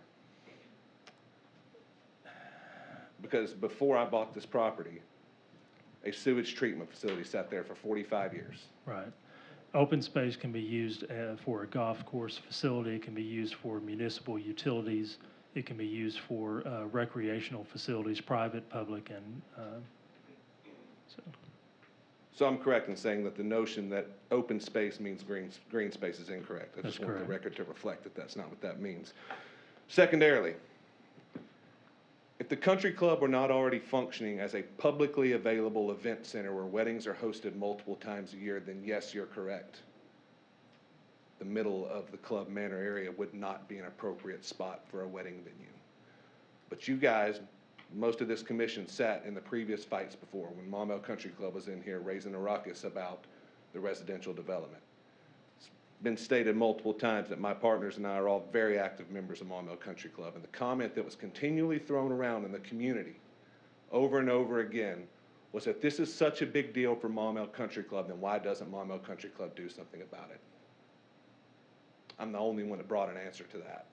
And if I were in a position in my life where I could acquire a piece of property for $350,000 and write it over to a nonprofit as a donation, you best believe that I would. But I'm not. And I had to put together a plan that addressed the very valid concerns of Maumelle Country Club and the safety issues that it presented. Brevity's not my strong suit. My quick speech tonight was about 2,000 words, and I tried and couldn't get it under 5 minutes, so I'm not even gonna read it. But in it, I have a sample traffic count for the front of that pro shop for the 5 residential houses. And I broke it down at my public meeting last week that only a few of the people in this room right now attended. Order. Yeah. Anyhow, Mr. Ashcraft, so make the- the 5 house residential plan that was approved also needs to be noted. I did not change this zoning from open space. Summerwood Development had the rezoning initially approved from open space to a residential development. I've sought a change from residential to commercial.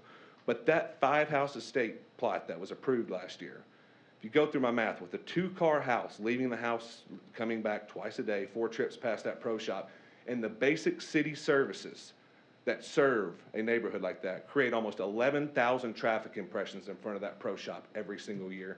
And if you'd like me to run my numbers, I'm happy to, or I can just shoot them to you in an email, whatever you guys would like.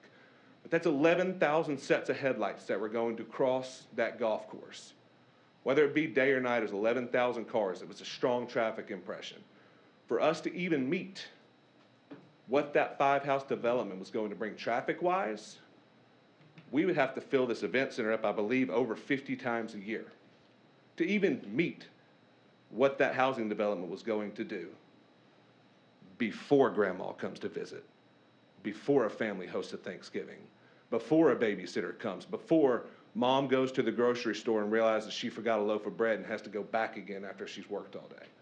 So the reality of this is that our traffic impression is going to be much lower for that country club, which was the issue I've solved for. I've said it time and time and again that I could have done better in the ways that I reached out to the community around me, but this was a Maumelle Country Club problem for the past 2 years. I understand people have strong feelings about that, but I solved for the Maumelle Country Club problem. I brought them a plan that we, as developers, consider to be an extremely large private investment inside of Maumelle Country Club, but one that fits the existing use of the property and does not bring anything new to that neighborhood. 500 people was a number I threw at the fire marshal when we were discussing my capacity. I have no desire to go over that 400 number. The likelihood of us ever hosting 400 people in that event center is minimal. It's not gonna happen. The average wedding size in the United States, in all 50 states, is 220 people. By the way, you asked about the tournaments earlier. I have those numbers on the largest tournament because I'm the acting tournament director at Maumelle Country Club right now. Our 4-ball is 192 or 192 golfer field, 96 teams. When a player signs up for that tournament, with their entries included a date or a guest, and an invitation also goes out to the entire membership. So Maumelle Country Club plans for an event for in excess of 500 people every single year, and yet we've never had a major concern about that. So I'll yield to any questions the commission has for me about this, but that's all I got for that. Thank you, Mr. Ashcraft. Any questions of the applicant? One other thing I was gonna say about the hardship, so. No, you're fine. About the parking, we don't want it to look like a Kroger or a Walmart. We don't wanna pave the whole area. We wanna be as green as we can. That's why we're trying to make the parking fit and only pave what we think would be the typical use, and then go impervious with the other. The walking distance, you look at the country club right now, they're 500 feet from the paved parking to the front door.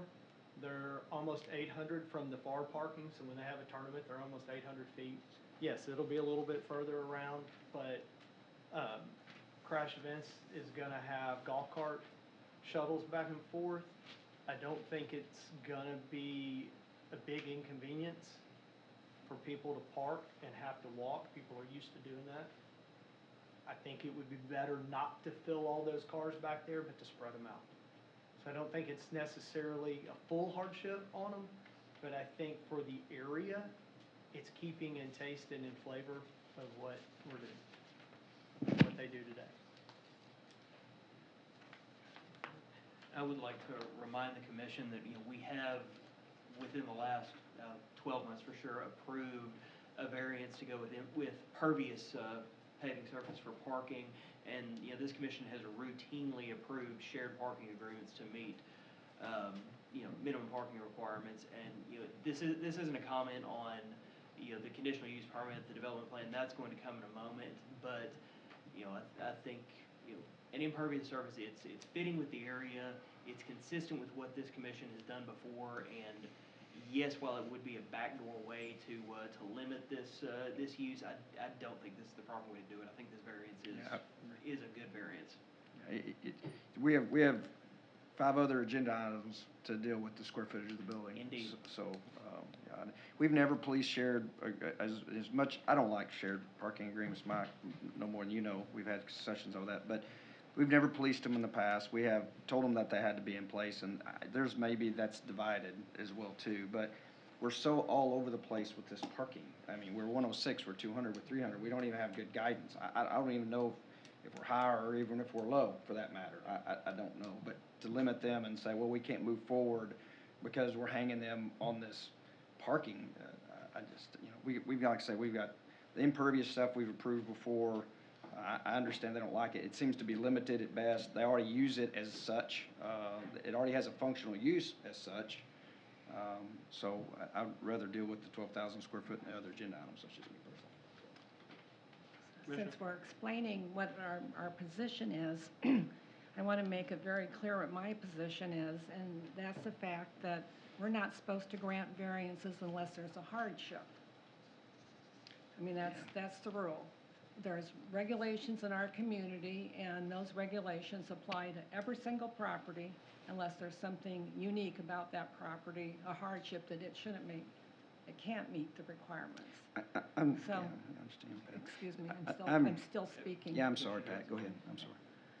So it's just, you don't come in as a matter of convenience. So there's 2 requests, and one is the location of the parking.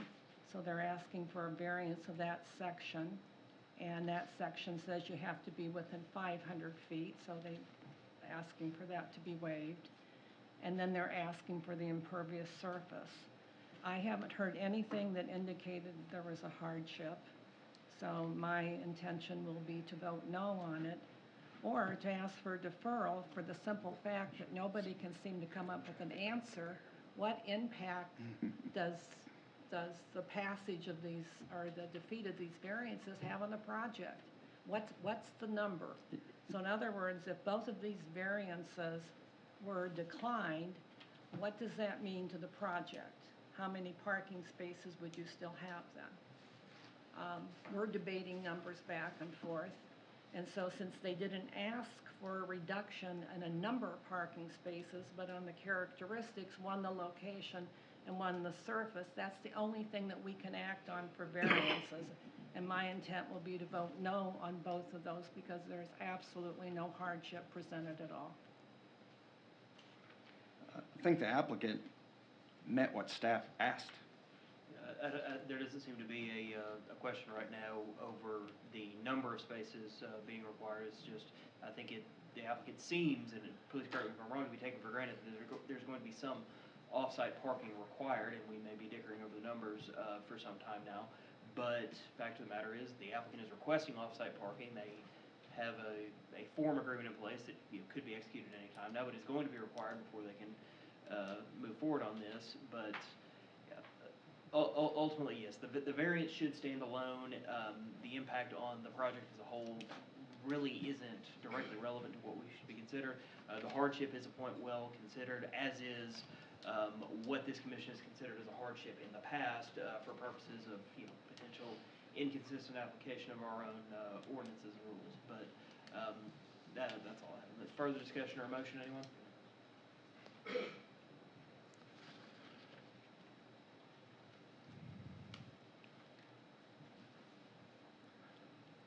Does anyone have a motion? Yeah, well, I'll make the motion. It needs to be in the affirmative. So I'll make a motion to approve the proposed parking variance for 96,604, 94,374 for the applicant, Crash Event Enterprises Event Center, pending any other commissioner comments or staff comments. Second. Motion and a second. Any discussion on the motion? You're just doing each one individually? The you way doing the them both? agenda is written, Ms. Landis, is this one item, so it's brought forth as All one right. item. Unless I wanted to unless make the sure that attorney was wants to clear. do something different and change the agenda. As is clear, we have a motion to approve the variances to both sections of the code. All those in favor, yes? Yes? Yes. Yes. Those opposed, no? No. All right, as I am not clear on this, I'm gonna have to do a roll call vote. Yes. Have to get numbers. Yes. Stu- Yes. Yes? No. Yes? No. No? Yes. Ramsey? Okay, that is, 5 in favor, 2 opposed. The variances are approved. Now we'll move back to our typical order, the proposed conditional use permit. Oh, thank you. I have to adjourn the Board of Zoning Adjustment and reconvene the Planning Commission. Now we'll move back to the proposed conditional use permit. Do we have a further staff report on this item? Jason, any comments? So as you can see, this is, I think we've, and I may have, city attorney, if you don't mind, I think we kind of dithered on if this is an amendment to the existing conditional use or a new. I think we decided this is going to be an amendment to the existing conditional use, with the changes being the ownership. The city of Maumelle, conditional use permits require a business to be placed on a conditional use. It's not tied, it's tied to a business on the property. They are proposing to go from Northwinds Holdings LLC to Crash Events Enterprise LLC, of which, if my understanding, Mr. Ashcraft, please remind that Northwind Holdings essentially is a 50% partner in this Crash. Is that correct? That's The ownership correct. is the same? The conditional use, number 2, the conditional use will be for an event center only, and any other use will be prohibited. That is the same as what was in the original conditional use. Please note also in the Maumelle City Code, if a conditional use permit is granted for an event center on a piece of property, no other conditional uses may be applied for on that property as long as that conditional use permit is valid. Okay. Number 3, the conditional use permit is contingent on a development plan for an event center being approved by the Maumelle City Council. That's essentially a final development plan, which is typically it's a resolution done by the City Council for the development plan. Number 4, a shared parking agreement between Maumelle Country Club and the applicant must be approved by city staff. It must include a minimum of 335 parking spaces for both uses combined, being a combination of improved and unimproved surfaces and provisions regarding additional parking plans when the demand exceeds this limit between the 2 shared uses. Now again, this is staff recommendations. If you want to, I can pull up the original resolution for clarity. As you saw, it was originally for Northwinds Holdings. It was for an event center only. Other use prohibited. It was contingent on a rezoning to PCD. That PCD zoning was granted, I believe, in February of 2022. Because it is ordinance, it required 3 readings versus the resolution of a conditional use permit. Conditional use permit is contingent on a development plan for an event center being approved. The preliminary plan was approved, the original plan. And a shared parking agreement between Maumelle Country Club and applicant must be approved by city staff. It must include a minimum of 165 parking spaces and provisions regarding additional parking plans when demand exceeds this limit between the shared uses.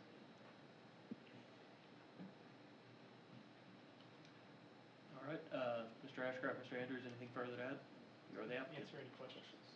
Hey, question. There's been, and I'm missing one, there's been statement of 3 event centers. Can someone tell me the location of all 3 event centers in town? Park on the River would be one.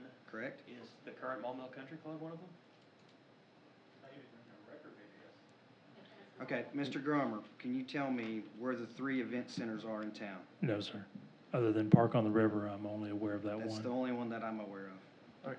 I'm So- just making sure that I'm not missing something. Okay, Commissioner Johnson, I looked through on my GIS site, my Thank you. GIS information on conditional. There was one conditional use for an event center. I believe it was at 2001 Club Manor. It's just maybe the Haas Strip Center, and it was for, that was in a very small area. It was for a Julie Daugherty, but a couple years ago. Doherty? Doherty, excuse me. So I don't know if any events that have been held there. It's in a strip center. That is the only one I that I can find a conditional use. Now, there may be some older conditional use permits I have not gotten to. That's fair, that's fair. I was but just making sure. All I have in my record is the one on Club Manor. It was which said is several fairly small. times, and I was. I've gotten an indication from someone out in the audience that they're maybe able to identify those. If there's somebody out there that can identify the three within Maumelle, we would like to know that. Maumelle Country Club states, I got a picture of it, that they're used for wedding centers and special events. You'd have to consider it as one. You can't get around it, it's in their advertising. So Maumelle Country Club, Park on the River, do we know, does anybody know the third one?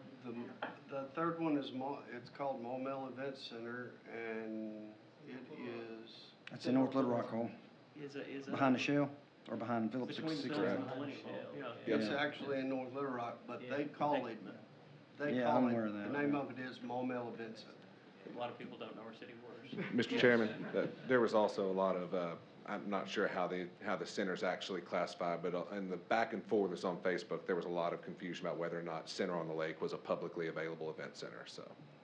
Not sure if that may be one they're referencing as well. Senior center, the senior center? I had asked the same thing, Ms. Johnson. I was making sure we're talking about the same thing, okay. And this may be a better question for the club president, if he's still here, but Mr. Ashcraft, I mean, you're heavily involved in the country club. Yeah. Do you know if your potential development is effectively going to take all of the, I guess, events and weddings from the country club and move it over? Well, no, and the point we raised about it is there's going to be such a drastic difference in the price points between our venue and what's available at Maumelle Country Club. On the price point alone, we're gonna separate our clientele, and then secondarily, the way Maumelle Country Club's set up, it's not, I mean, they advertise, I believe it was thrown around by my opposition, 160 people is what the number they were quoting on Facebook. I haven't seen that anywhere, any of our club records, but that sounds about right. Like I said, we do have golf tournaments where over 500 are expected, but that's on the golf course and around the golf club and all those things. So we foresee a very synergistic exchange relationship where when we have people inquire with us about events that are either underneath our price point or our center's too big, that we'll refer them over, and then when they bring people over that their club's too small for what they want to do, that we'll be able to bring them over. And then also, from the Monday tournament aspect, there's a lot of those Monday tournaments that are convention associated that we'll be able to create a relationship with the country club where they can bring in, not that the AGC is interested, but I went to an AGC tournament over in Hot Springs where they had a tournament on Friday and then had a event that night, meaning we would hope to be able to bring that to Maumelle. There's been some discussion of this at previous subcommittee meetings and prior times that you've been in front of our body. Is there any sort of agreement on any level between the country club and your outfit of double booking to try to avoid that or anything of that nature? Well, so our primary concern is the major tournaments at the country club, and our consideration to them is to block off our calendar, and yes, to allow the country club to use those facilities, our facilities, for those tournaments if they so choose. And that's just for the major tournaments? On the new parking agreement, I'm sorry that it hasn't been submitted, it hasn't been signed, but there's an Exhibit A on our new parking agreement allows a selection of blackout dates within a specified time period in the year before the next year. And our envision is primarily four-ball on Memorial Day weekend, the Maumelle Classic in the middle of summer, and then our member guest in October every year, and then probably allow them another event as they see fit, but we've agreed that we'll analyze those as time goes on and see how big they're actually gonna be, whether it's necessary or not. As far as double booking, we'll always seek to avoid it, but I've compared books with the manager of the club on the number of events they hosted last year, and our ships won't cross that often. Commissioner Winnick? Thank you. Just from I want to say clarity, on the conditional use request form, the total occupancy stated here says 500. The letter states 400, and I'm not sure if we should be concerned that the documents that are in conflict, that they conflict, but you're saying 400 people is max? Correct. Okay, thank you. And then we talk about the event center for weddings, and on the conditional use it talks about and other functions. I think our director, Scott, said that when we have conditional use, we're allowed to have options or place some controls. And I hope that means we come to an agreement with those controls as commissioners. And you talked about the no dual events. Could that be part of our conditional use agreement or our comments, you know, when we make that motion to move forward or not. And the security, the privacy, and the respect, again, for the neighbors. Whether it's landscaping, whatever barriers, green space barriers with landscaping be provided to, again, consider that. If you were living next door to it too, if you were in that home, what would you want? What would you want to see to, again, help us as neighbors and a community? I understand what we want to see, and I appreciate high-end and a beautiful venue for weddings. And then just operating hours. We mentioned 11 o'clock. I'm from Ohio. We had my son's wedding at a event center.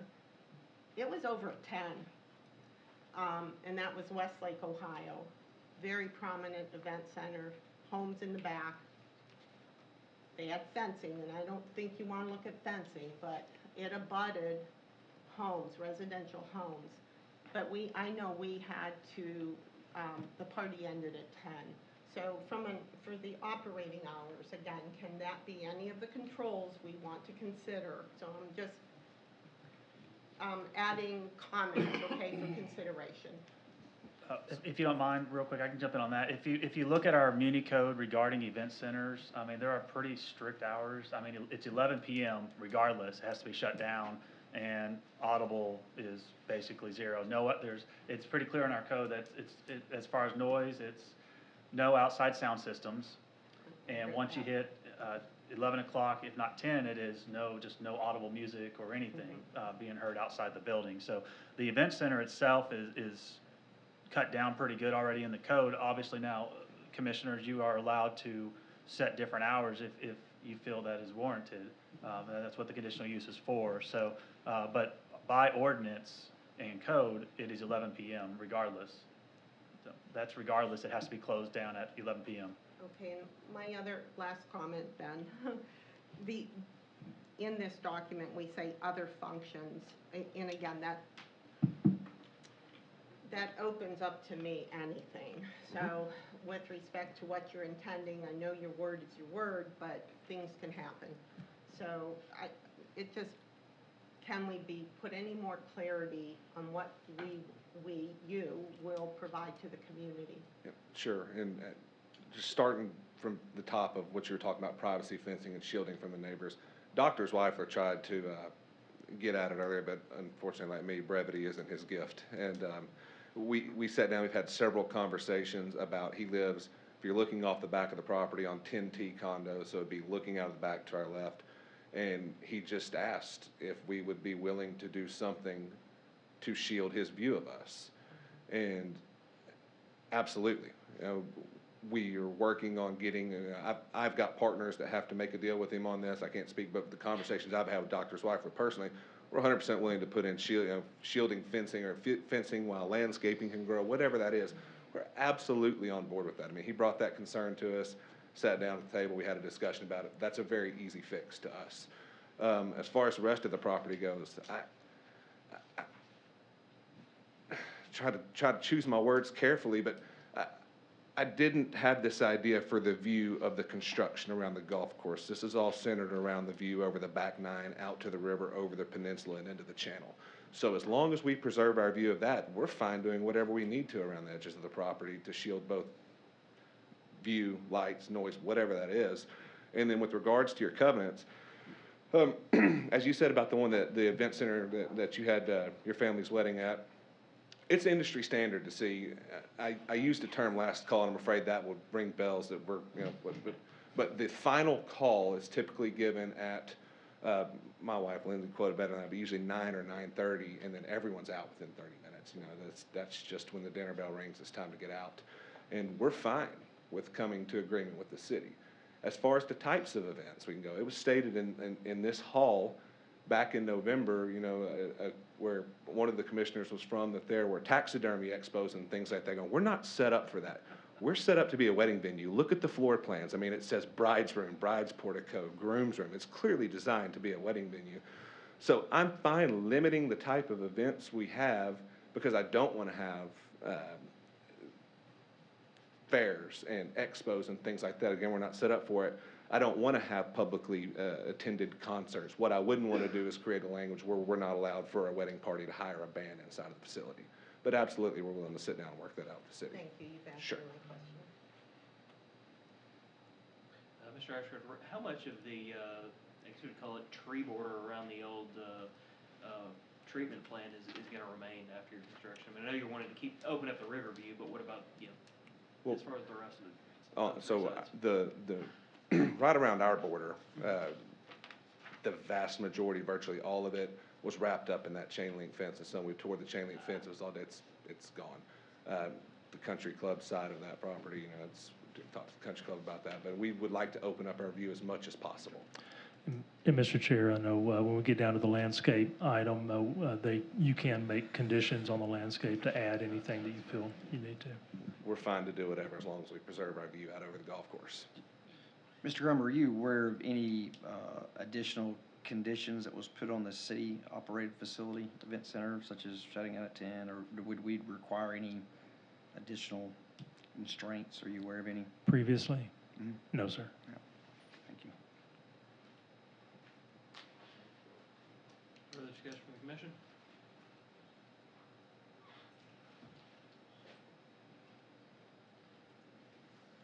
Just one bit of a comment here to address, a very common thread amongst the comments that we've had, and it's a well-taken comment that regarding the notice that has and has not been received in this, and that's a very, very unfortunate situation, the way that it's happened, because I've seen no indication that the applicant has not followed the notice provisions that are set forth in our code, and I will agree with every resident here that there are some shortcomings, especially when it comes to this property. I mean, they tried to do, the distance as best they could, but, within the required distance around every border of this property, the neighbors that were required to be identified or notified, were notified, and, I have a big problem faulting the applicant for following our law. I mean, this thing has been, in one shape or another, in before the city for 3+ years since it's been, deeded over from, the water plant. And, there's been a lot of opportunities for, those issues to have been dealt with and changing the notice procedures, changing the city code. That hasn't happened. So while it is regrettable that, many of you are just finding out about this for the first time in this iteration, that is absolutely something I think is completely improper to serve as a basis for denying this conditional use permit. The fact of the matter is, unless somebody can show me otherwise, the applicant has followed the notice procedures that were required to be followed. And while it is a regrettable situation that this went through, in some people's opinion, under the dark of night, I can't fault the applicant for following our law. Mr. Chairman, I think this is a unique piece of property in the city of Maumelle. And the way our ordinances are written, we follow them to a T, even going back to when the condos were proposed. Correct. And the 5 houses were proposed. So, we did what we were supposed to do. Was it right? No one anticipated that it was going to come up this way. But we posted the sign, as I understand it, per what our ordinance says. Now, was it right? No, it wasn't. It should have been placed where better public view, but it wasn't. So, again, we followed what we were supposed to follow, and, probably needs to be changed. Well, it probably needed to be changed when this first came around to rezone it residential, and nobody proposed a amendment to the code. Commissioner Landis? I was just going to say the same thing about the noticing, and perhaps what we can do is, part of our work program this year is look at those notice requirements and see if they can be improved. And while we're making sort of general comments prior to making a motion, somebody in the audience made a comment that the commissioners didn't do their homework. And just as all of you have worked really hard on this, and it's not your jobs, and you showed up, which is great, you need to understand the amount of work that we put in, going over the packets, going to the meetings before this to study it, getting ready. I think I talked to a couple people, our blood pressure goes up as we get ready to come to these things. We take this very seriously, just as you do, and we appreciate your input.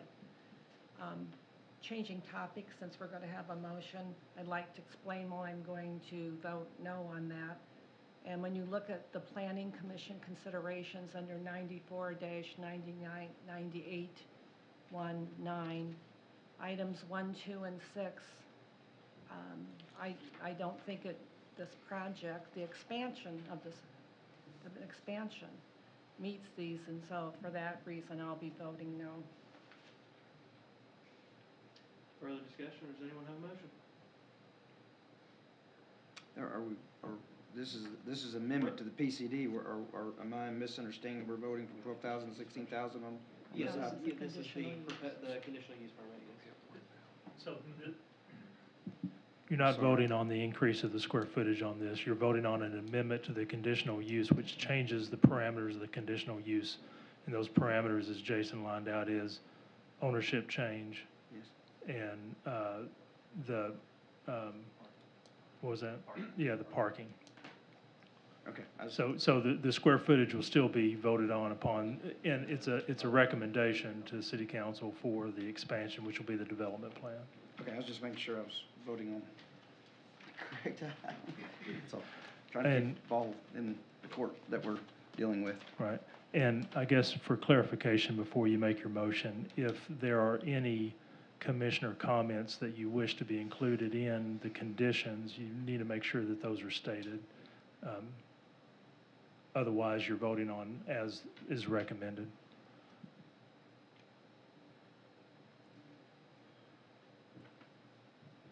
I make a motion to approve the proposed preliminary development plan as proposed by Crash Events Enterprises Event Center. Excuse me, the conditional use, I'm sorry, I'm getting out of order, apologize since we moved around. Proposed conditional use permit for Crash Event Enterprises Event Center, pending any other commissioner or staff comments. Second. Is that, I think you phrase that as an approval, is that a do pass? Do pass, correct. Okay. Maintain your second, Commissioner Ramsey? Yes, sir. Motion and a second, any discussion on the motion? Those in favor, yes? Yes. Yes. Those opposed, no? No. Can I ask for clarification? So there were no additional restrictions put or comments put on the conditional use other than what's stated? My understanding of the motion, it was a do pass recommendation without further. I did not provide any Okay, thank you. in my motion. And it is a recommendation. City council can also add conditions. Okay. By my ears, I have a 5-2 vote in favor. Does anyone disagree with that? That's correct. Okay. All right, conditional use permit will be recommended to city council. We'll now move on to the proposed preliminary development plan. Do we have any further staff comments? There's none. The staff report has been updated. Apologies, it got sent off in the digital copy with from the November meeting. So there was some updates, but the main analysis, if you don't mind me reading, proposed modifications, the originally approved development plan is within reason. The 4,000 square foot increase in the structure is geared towards a storage basement area. The footprint of the building is not great and fits the scheme of the original plan. Parking on site will not meet minimum parking requirements. However, a shared parking agreement with Maumelle Country Club would allow enough parking to meet requirements for a proposed event center. Development plan approval will be contingent on an approved shared parking agreement that meets the city parking requirement for shared parking. Ingress, egress into the site must also comply with city standards for a private street road in order to meet fire department and planning requirements. The existing drive-in to the site is not in compliance with city standards, being 18 foot wide to accommodate.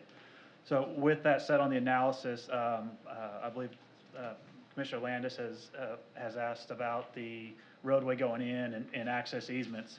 I just want to point out that on the development plan, it is noted that the road will be widened to 24 feet, which meets fire code, and that's typical for a 2-lane. If you think about it, back of curb to back of curb is 27. This is basically, it would be a curb to curb open ditch essentially. The 50-foot access easement, there are multiple instruments that talk about the 50-foot access easement that were filed, looks like in 1996, and as well on a book 1384, page 327 and 330. My understanding, those easements are all in place, and the Country Club has not sought to remove any of those. So that hopefully will clarify access into it, so it will have to be brought up to a essentially city standard street of 24 feet minimum. And we've checked on that with the fire marshal. That meets all fire requirements as well to get in and out of the site. Note, of course, this was a treatment facility prior, and you had large trucks going in and out before, but now this will actually make it even safer to allow dual traffic as needed into the site and easier access. And if I may add as well to the comments, and I know there's been a lot of public comments out here, but out of all the emails and all the feedback, I summarized the public's concerns, so I wanted to state those here. The public's concerns were over increased traffic impacting surrounding neighborhoods, safety to surrounding residents and golfers with increased traffic, increased noise detracting from peaceful enjoyment of the neighborhood, inappropriate use in center of a residential area, serving of alcohol and potential drug drivers, ingress egress is not adequate, concerned why Maumelle Country Club would support a venue that would generate more traffic than the surrounding residents value and expect quietness and little traffic. Those in support, which we received quite a few supports as well, their comments were venue would draw people into the city and drive business to local hotels, restaurants, and businesses. No good venue in Maumelle for events. The need for more small businesses to drive economy. The location overlooking a golf course in Arkansas River is a great location for this type venue. Maumelle continues losing business to surrounding cities, and this would promote growth. Synergistic use with existing Maumelle Country Club, which was the original draw for Maumelle Newtown, and could provide upgraded facilities for use by a club that could promote membership and growth, thus sustaining the club's future. The developers are members of the club and has both club and surrounding area for the best interest. And then aesthetics improvements to landscape and club. And sorry, if I can jump in one more time. On the development plan, the building occupancy is mentioned at 500. Am I correct? You are wanting to drop that to 400? Okay. And commissioners, please note the 500, 400 number is not a fire code maximum. This is the applicants, what they're requesting for the size. We've spoke with the fire marshal, and this number is well below the maximum that would be allowed. So the applicant in this case is asking for a lower occupancy. And on the development plan currently it shows 500, and they are asking for 400. And if you remember from the previously approved development plan, it was 350 on the 12,000 square foot. What was the number, did our chief say? It's kind of complex, and I don't want to speak for Chief Eaton if he's still here. If it was, we were taking, let's just take the 12,000 square foot that was approved. But it's a rather complex number, and if he wants to get into it, he can, but it's. I didn't mean for him to get out, up and come yeah. in, if you talked about it. Probably had to wake him up to get Sorry, him out. chief. Scott Eaton, 2000 Murphy Drive, on the fire marshal. Yeah, it's real complicated. I actually brought the chart to show Scott and Jason when we were talking about it, because Roy kind of mentioned it. You have to take overall square footage, and then you take out closet space, but basically if you were just to give a rough estimate, I mean, we were just kind of throwing darts on the board. I mean, they could be max at 600-700 with that, so. And that is literally just, please don't quote me on that until a fire marshal sees the space, because it also depends on furniture. If it's loose chairs like this, they get more space, but if there's something bolted down, then that lessens their space. So ultimately, a fire marshal doesn't give a true occupancy until we've walked into the physical building to see what the final furniture plan is. But yes, they are well under what is required by fire code. Thank you. Thank you, chief. There was, the building moved around and shifted, and I asked this question, but you provided some exhibits. So we were 350 before, now we're 400 and something, so we're 100 feet. What's the differences between the two plans and the distance to the nearest residence? So I was measuring some, and if you don't mind, I can put this map back up.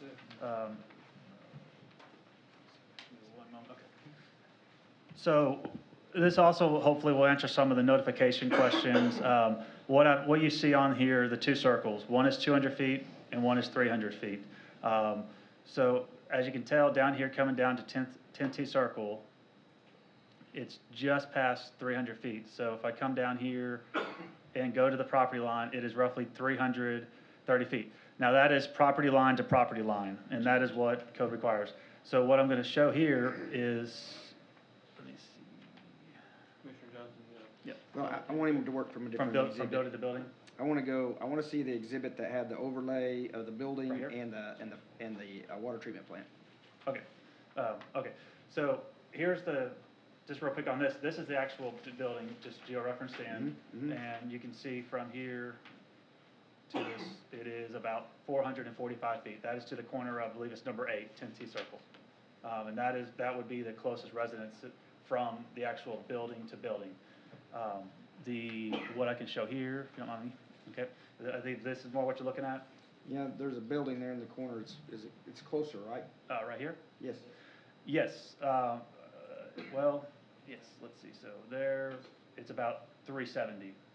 So comparable. Yeah, and that building, I believe, is going away. I'm aware of that. Now, obviously, you still have the cell towers. The cell towers are not part of this property, and those are roughly the same measurements. So they weren't conveyed. Yep. Thank you.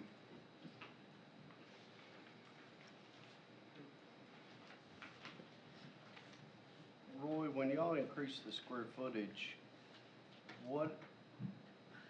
the 2,000 so the basement is 2,000 square feet? I believe that's correct. I don't recall right. So off the my head. actual It's not a building- full basement under it, it's just under one area. So the actual square foot of the occupied building part did not change? No, it did increase some. It did. Do you have the other How much? venue geo-reference, Jason? I do not. I would have to pull it up. Yeah, I may have to take the screen down and I can pull it down. But I can try and get it geo-referenced in, but it may take me a few minutes. You know what so- the plan footprint is? It's not 4,000 square foot additional in footprint space. No, but it's more than 2,000. I Right. don't recall right off the top of my head, but that's what.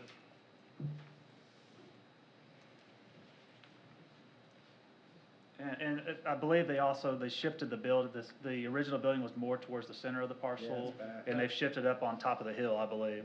So it's actually Okay. shifted further away from most of the residences, with the exception of 10th T, it might be a little bit closer. I'm assuming that was probably the objective in the site plan layout on the design, is to be able to For parking. get it further back. Better view, more parking, further away from the more visible residents. There's a bigger tree line to the south. Further discussion? So if we don't move forward, they're gonna build the 12,000, which is closer to the residences. I think from a site plan layout, I guess I'm trying to make a point here. I know they don't want the expansion, they don't want the residents don't want the whole thing, period. I get that, but that's already been conveyed, that right's been given. But I'm not for sure if the old site plan is better. I think this may be a better site plan for the residences. I'm just making that, I'm just making that comment. That's just me looking between the two. And we try to get to the numbers in the parking variance, but I believe the old site plan would require more off-site parking. Yeah, I Yes, don't get yes, back that. Parking was expanded greatly. Yes, Yeah. it would require. And I think the staff was in a very difficult position to actually determine how much parking was actually necessary, and it seems to be a wide range of that as well too. But I know that the audience doesn't want it, period. I get that, but I think the site plan is better from a impact standpoint to the residents. So if this gets voted down, then unless they bring back the old site plan for another round, this may be a better or lesser impact than the two. That's just a comment. The lesser of the two evils, the two devils, or whatever the comment was earlier. No. So that's why I support it.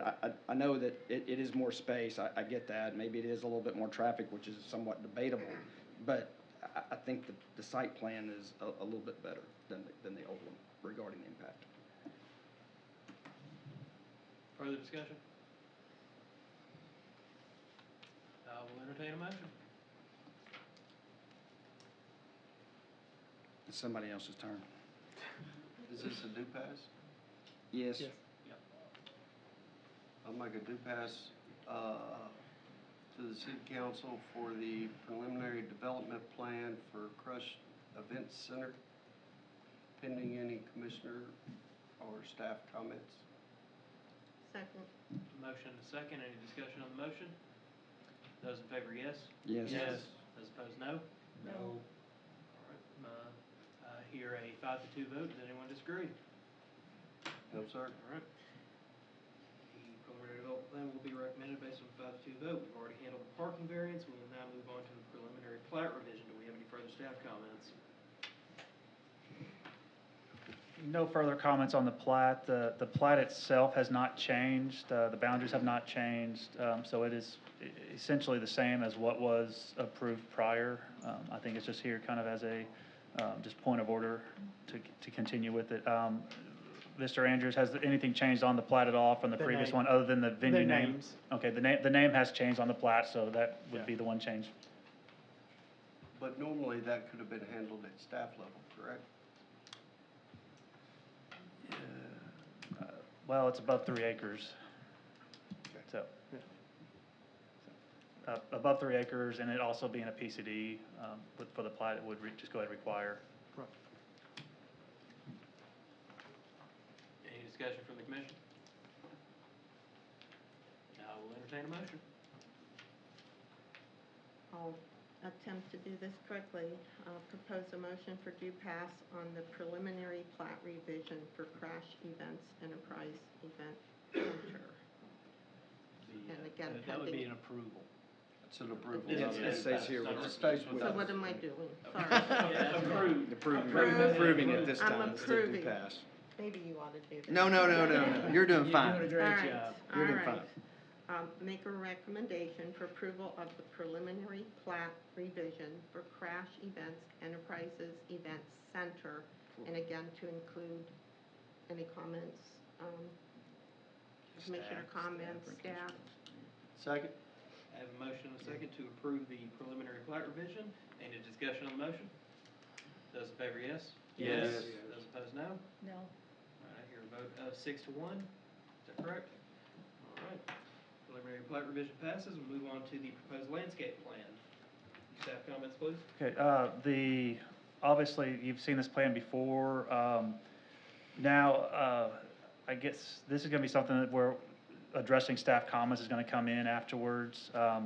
Knowing now that the fence line along that southern border, that faces essentially Parr Drive, I think we're gonna need to look at additional screening in that area, with the parking. So, I think there's gonna be some revisions done to this that will be minor revisions, but adding in essentially trees every 30 feet, bushes and hedgerows along the parking, before it gets final landscape approval, essentially like a site plan.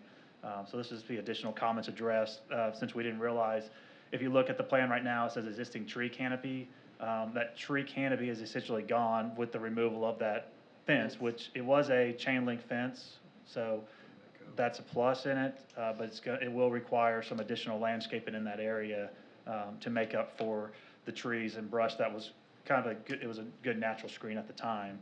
So we'll recommend some changes on the landscape plan itself, to meet the perimeter requirements and whatnot, just for screening. And as well, I believe y'all have talked with the gentleman, the doctor down on 10th T Circle, excuse me, to try to do some additional screening in that area as well, just as a good neighbor. So we'll work with Roy and the architects on this one as well. Y'all are okay with that? Yes. I have a question. So one neighbor came forward and you talked with them and you're willing to put in some additional screening, which I think is admirable. Are there other neighbors who live close by that you would offer that same option to, that if they need additional screening, and who determines if they need it? Yes, ma'am. Okay. Yeah. I mean, we're happy to screen out as much of the 9th fairway as we can. The club will have to work with us on the driving range expansion and how that's shielded from our, but yeah, we're willing to do whatever we need to do. Thank you. Further discussion? Does anyone have a motion?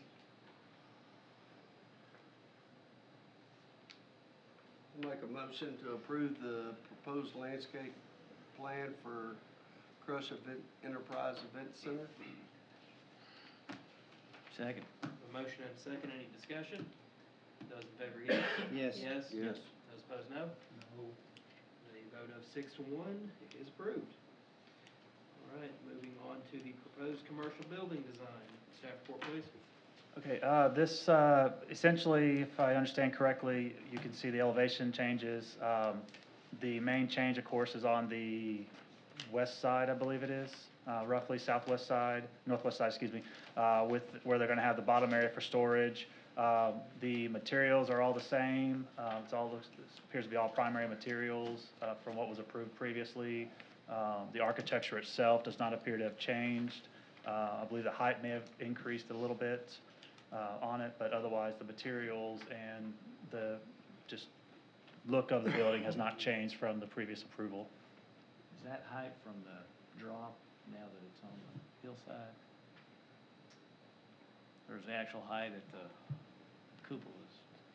I believe it was to the main part of the roof. I don't think it included the cupolas on that. Aren't you asking for a 55-foot variance? That was, I'd have to go for a variance, or So a PCD does not require a variance. A PCD allows height up to what would be considered, and so a C1, C2 can allow the extra height up to what the fire chief or public safety determines. A lot of times, the higher you go up, the further you have to be off on setbacks, but where this is located, it's already 50, 60 plus feet off of the property lines. So we didn't see. I thought I read in there that it said 55 foot in the variance.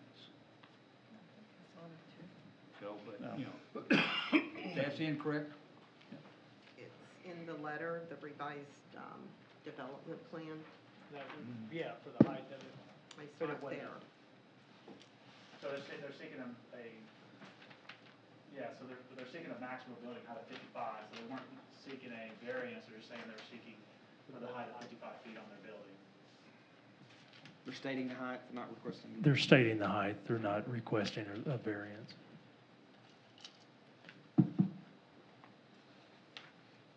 Further discussion? Does anyone have a motion? I'll make a motion to approve the commercial building design for Crush Enterprise Event Center. Second. Have a motion and a second, any discussion? Those in favor, yes? Yes. Those opposed, no? No. And a 5 to 2 vote in favor, the commercial building design is approved. Mr. Chairman, you may advise for the remaining public that's still here on this item, the next process in place Yes, for the approval. Those of you that are still here on the event center, the key point being, or actually, it's 2 key points, the conditional use permit and the development plan, those will be heard by city council. This is not a final decision by this board. We have given our recommendations, but the fate of those 2 items ultimately does lie with the city council. And that city council meeting is scheduled for Monday, February the 6th, and that will be at 5:30. I'm sorry, 6. I think of subcommittee. I got too many committees going on. 6 p.m. on February the 6th on Monday. And do note, since these are both going to be resolutions, they will go only for the one, they have just the one hearing versus an ordinance which requires 3 readings. So this is just the first reading, and they're both resolutions for the development plan and the conditional use. So effectively barring some sort of deferral by the city council, this will be decided on February 6th. We'll move into new business. Item number 1, the Fontainebleau Center Development Plan Extension Request. Staff report, please. There's really no staff report on this, since it is just an extension letter for the previously approved Fontainebleau development plan. I will let Mr. Andrews describe the need for the extension.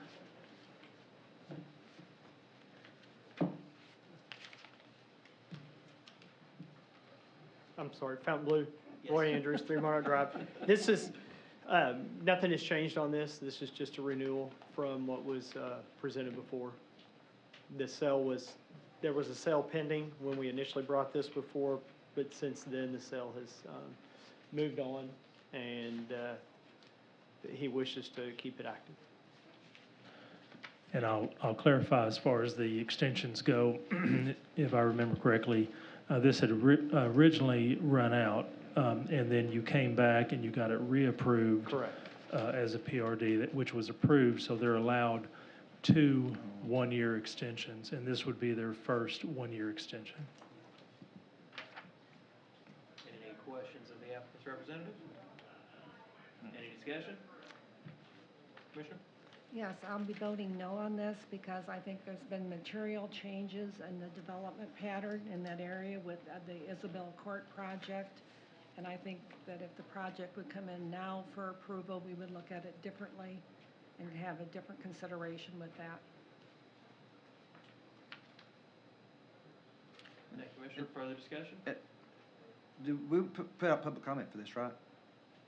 I'm sorry? Was there public comment put out for the extension or not? No, sir. No, okay, thank you. Is there specific guidance in our code for granting an extension of a prior approval? It states that it should not be denied unless unless shown circumstances. Let me pull that up. I can tell you real quick.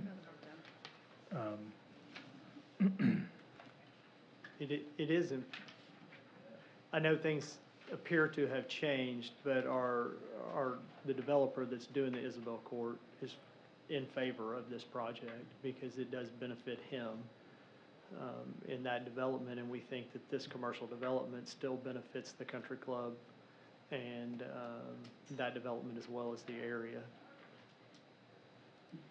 That's a commercial area for a reason.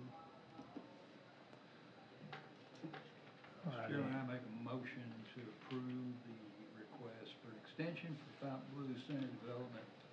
Second. Motion and second. Any discussion? Those in favor, yes? Yes. Those opposed, no? No. A 6-1 vote, the extension is approved. Moving on to Five Guys Industrial Park. Staff report, please. As we've talked about, there's this is just a proposed one-lot plat within the Maumelle ETJ, located at the corner of, on the northwest corner of Wilkes and Highway 365. There is quasi-existing on that property. It looks like a little mini sand area. What they are proposing, not that we do site plan or zoning in the county, is just a simple, essentially truck area to do some truck repair or parking. This plat is just it's one lot. They've met all the requirements that we've asked, the 25-foot setbacks.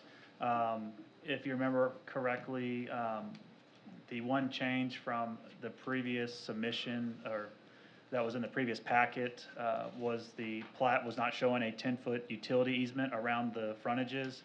That CAW came in after we had already prepared the packet for the December meeting.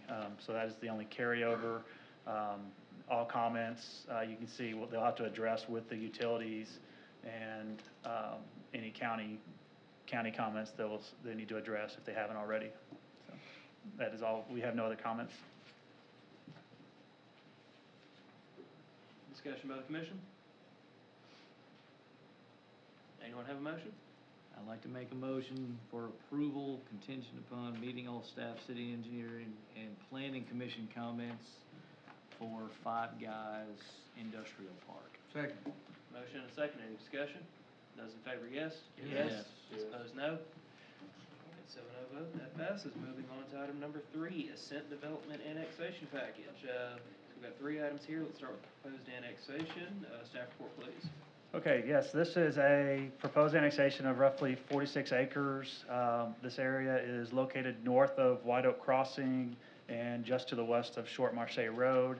Over 95% of this property is within the floodway and floodplain, and with the exception of a small 2-acre piece that has about 600 feet of frontage along Short Marche.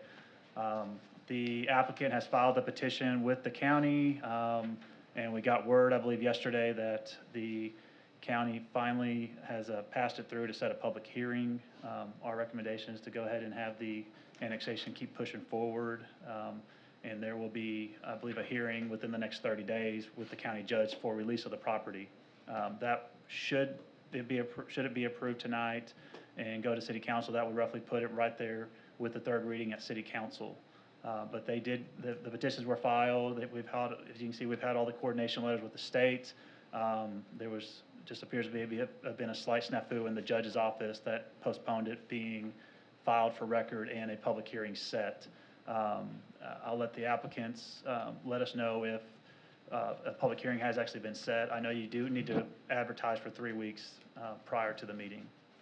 Has not been set yet, but, and if it delayed, if we had to, we would ask to defer the last reading. There are no structures on this property. Again, most of it is in the floodplain and floodway, and it will have very little impact on the city infrastructure itself. There are no structures there, and again, outside of the small piece of property on Short Marché, we don't see any development on this property per se. Any discussion from the commission? Is this a due pass to the city? Correct. Yes. Yes, it would be an ordinance for the annexation. Just have one clarifying question on the letter of annexation from Mayor Norris. The last sentence reads, it's pertaining to the fire services and police services. It says the services listed above will be provided to the residents of the annexed portion of the city within 3 years after the annexation is finalized.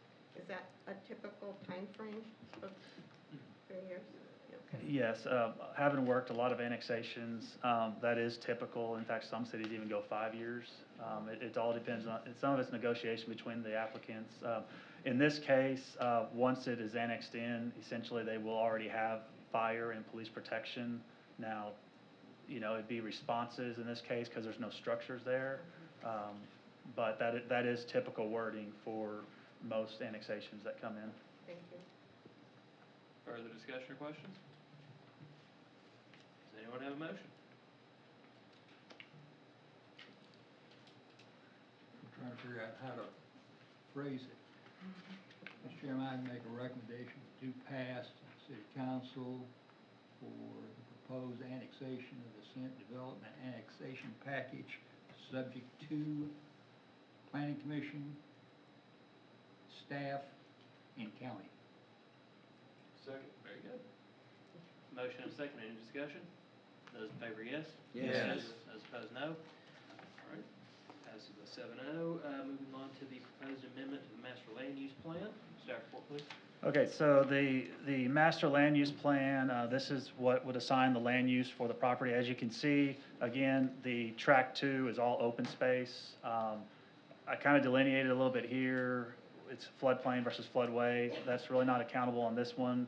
Will be for the rezoning. And then the small area up along Short Marché is proposed for special use residential. And that would go alongside a proposed PRD rezoning for that little over 2 acres. Speaking with the applicant, there may be very light residential, maybe one house, probably no more than that. But there's no, right now, there's no future intention on it right now. If gasoline prices come down, maybe there'd be some interest. But how to get to that piece of property is something else. You don't helicopter. Yeah. I've got to keep up. Any further discussion? Or any discussion at all? Does anyone have a motion? Make a motion to approve the proposed amendment to, do pass recommendation for proposed amendment to the master land use plan for the Senate Development Annexation Package, pending any other commissioner or staff comments. Second. Motion and a second, any discussion? Those in favor, yes? Yes. Those opposed, no. All right, will be recommended. Moving on to the proposed amendment to the master zoning map. Staff report, please. Okay, again, very similar to the previous item for the land use. This rezoning, we are proposing essentially 3 different zones across the property. In the western, southwest portion of it, open space, that is floodplain, so 100-year floodplain. The area that is floodway, so obviously no development could take place, zoning of floodway. And then again, the remaining 2 acres up in the northeast corner to be PRD. Again, you have the staff report in front of you. We see very little impact, as again, 95% of it is floodway and floodplain, and that really prohibits development in its own. And we don't see a strain on the municipality or budgets or finances. Any discussion from the commission? Does anyone have a motion? I propose a do pass recommendation for the amendment to the master zoning map for Ascent Development annexation. Second. Motion and a second, any discussion? Those in favor, yes? Yes. Yes. Those opposed, no. All right, passes unanimously. Moving on to item number 4, Cypress Bend subdivision, development plan resubmittal. Staff report, please. Well, Jason's been doing such a good job, I think he decided to turn this one over to me.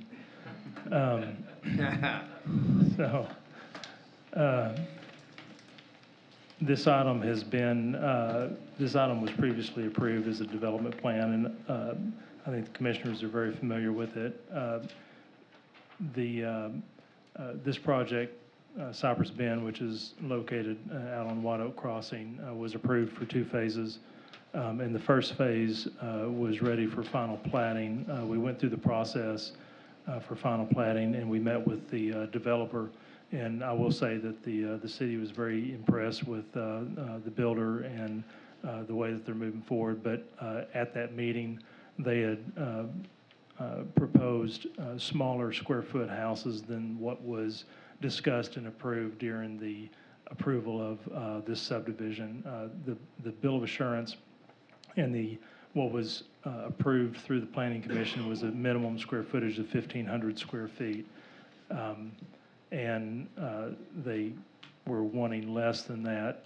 So we felt it was a material change to this, to the development plan, being that it's zone PRD, and part of the requirements, they need to set the regulations within that PRD that we take when applying for permits as to what the minimum maximums are, as well as setbacks, and that's part of setting a PRD regulation.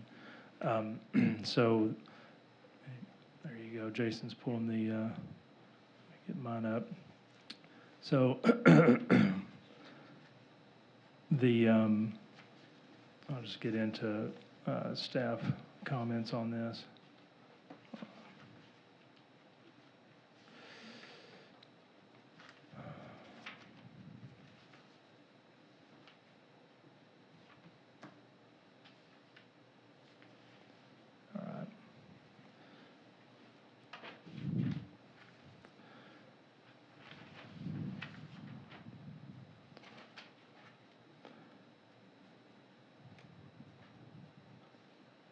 Something's not looking right on the one that I have up.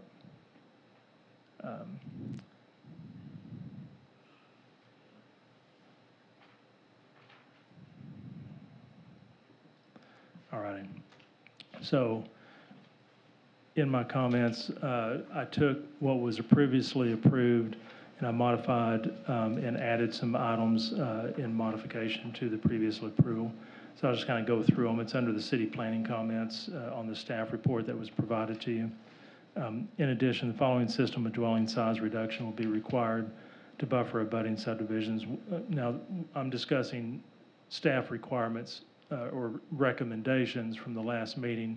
We recommended buffering between other residential areas in this one, and we were speaking of residential areas in Maumelle. Our previous recommendation was a minimum square footage reduction, but Planning Commission did not previously approve staff recommendations on our reductions, but it was still stated a minimum square footage of 1,500.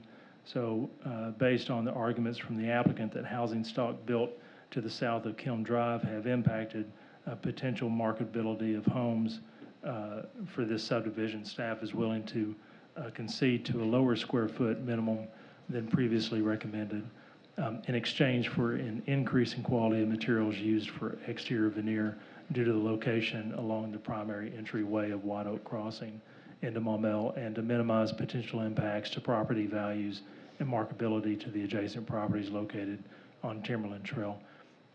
When I'm speaking of quality materials, those quality materials can be, they're not defined in our residential code, but they didn't provide us any parameters within their development plan as to what materials that they're going to place on there.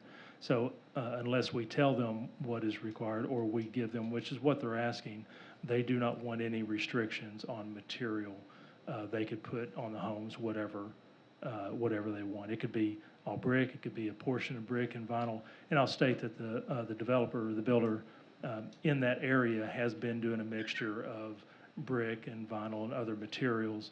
And so the staff doesn't necessarily have any concerns over that, but staff would like it to be in writing, since this is a PRD and a development plan, what those requirements are, whether if there's no requirements or whether if there's a design requirement.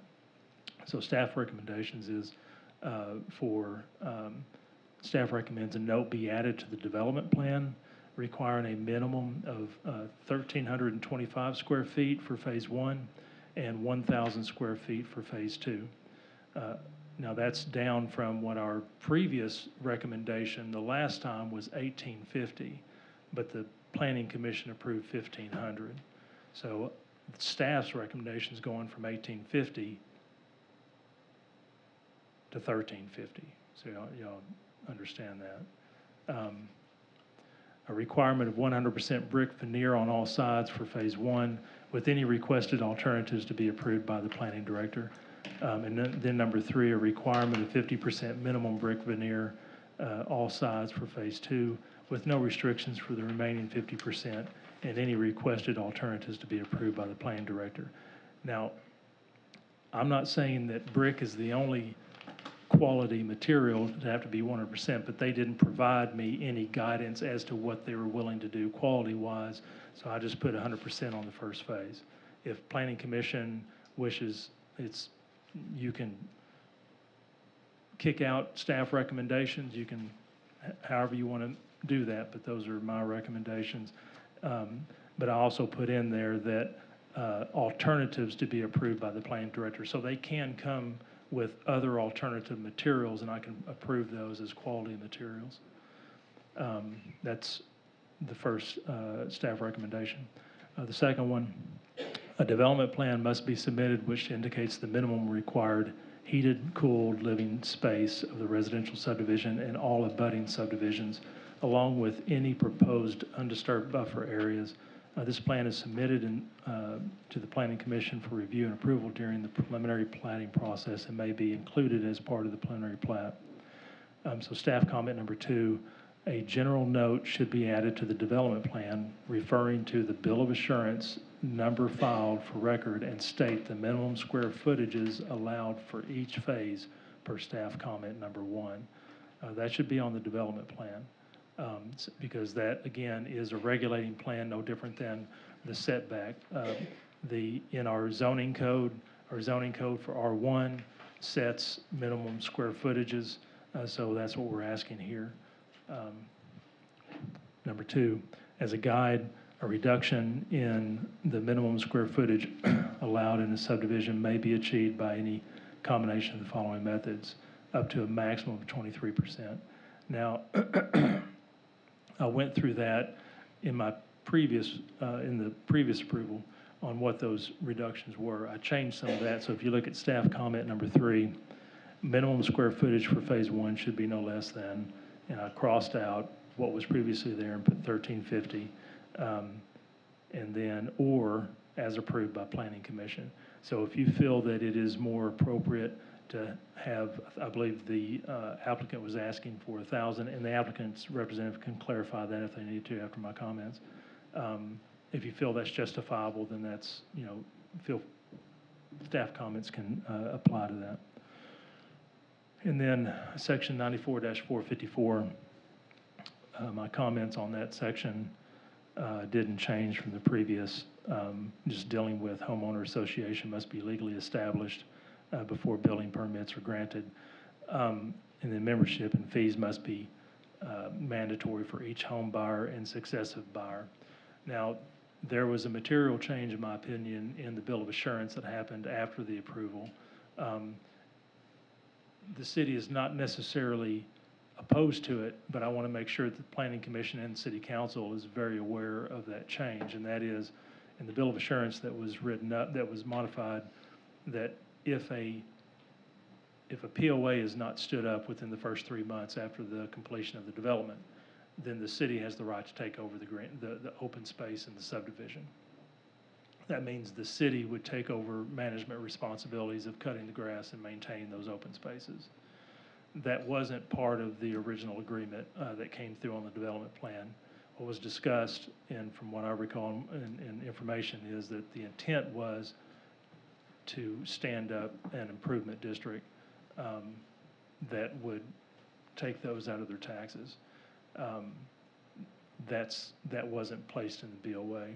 So, but I'm just stating that for record.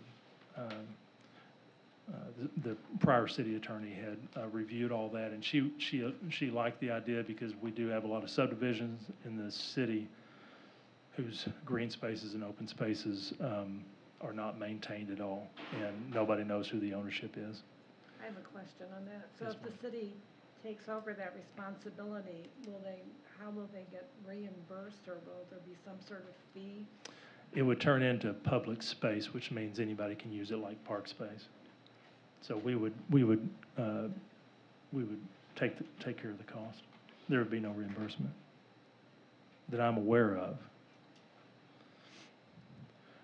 Staff comment number 5, staff recommends a note be placed, let's see, on the development plan requiring verification that items from section 94-454 that must be established before building permits are granted. So,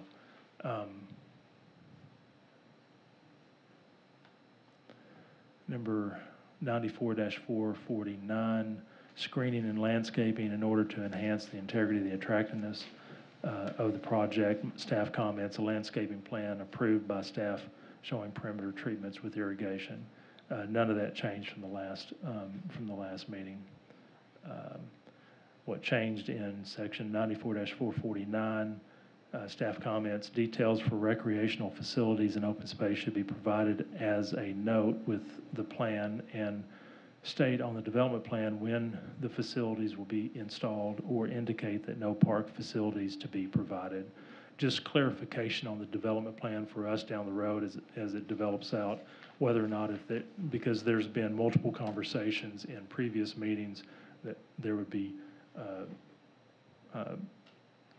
facilities, park facilities, and now there's not to be any park facilities there. So if there's not going to be anything, it's just going to be open space, green space. It needs to be stated on the development plan. 70-137, in blocks of 900 feet or more in length, dedication of public crosswalk. My comment, a note should be added to the development plan that an access easement and sidewalk required by developer to be installed with phase 2 should be provided across the open space tract B due to this block being over 900 feet long. Again, this is staff recommendation, but you have, typically when you have very long blocks, you want to have some type of walking path to split that in order for pedestrians, kids riding their bikes, they don't have to ride all the way around the block to get across to the other street to go play with somebody or whatnot. You typically have pathways that cut that in half. Those green spaces are there, they can walk through them, but right now as it is, I'm not aware of any requirements for sidewalks to be built in those green spaces. Again, applicant can clarify that if need be. Staff is recommending that a sidewalk be constructed during the construction of phase 2. And then staff comment number 9, staff recommends, and I took out the consideration should be given, but staff recommends for open space, track E to be labeled an access easement for pedestrian pathway access to other developments, and a sidewalk connection be built by the developer. Again, this is just trying to get connectivity to potential future other developments that may come along. And then we took out the last comment. There's no variances or waivers on this, and that concludes staff comments. All right, thank you, Mr. Grover. I have one public comment card. Mr. Wright, you've been sitting quietly. You have the podium.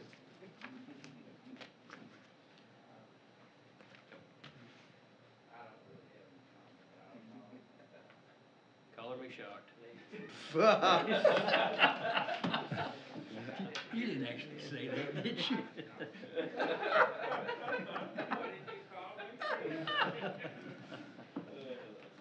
All right. Mr. Andrews, is the applicant's rep, or Mr. Holloway? Sure.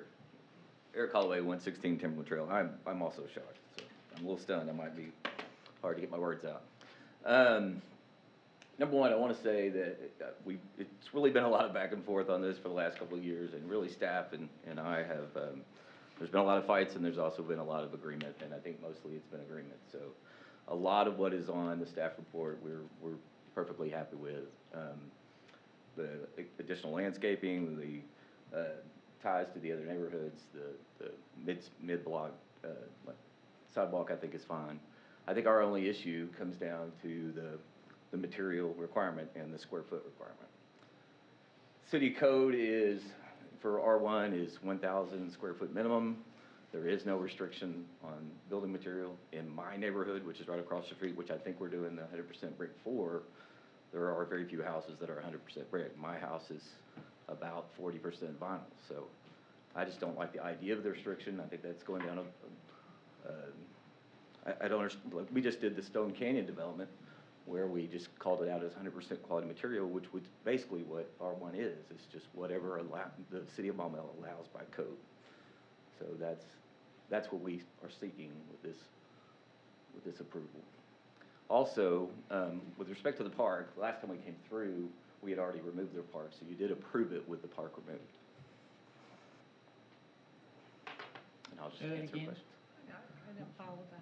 The last time we came through and got the plan approved with a revised plan development plan, we had already removed the park, so that's already been approved by this body with that park removed. So just a clarification on the development plan with a note stating that there's no parks or any requirements for installations. No, and we're conceding to the notes that the staff would like to add to the plan. You still have green space. Yes. You're just not calling. Not going to build a park. Okay, okay. But that was stated the last time we came through and got approval.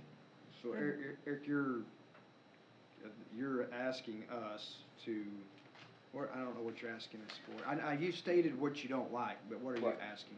We would like to have the same restrictions as R1 with respect to the square footage and the building material. That we want to be restricted to 1,000 square feet, and whatever the building material would be typically in an R1 zone.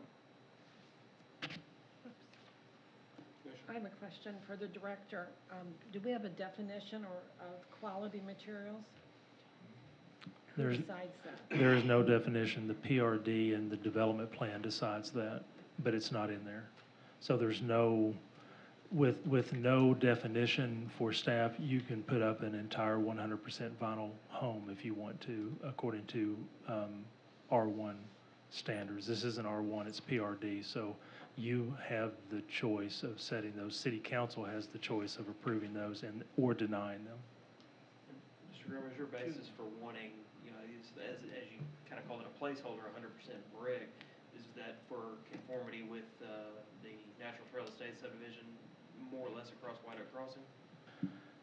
It's because they didn't provide any other parameters for me to do. So give me a parameter. Give me 50%.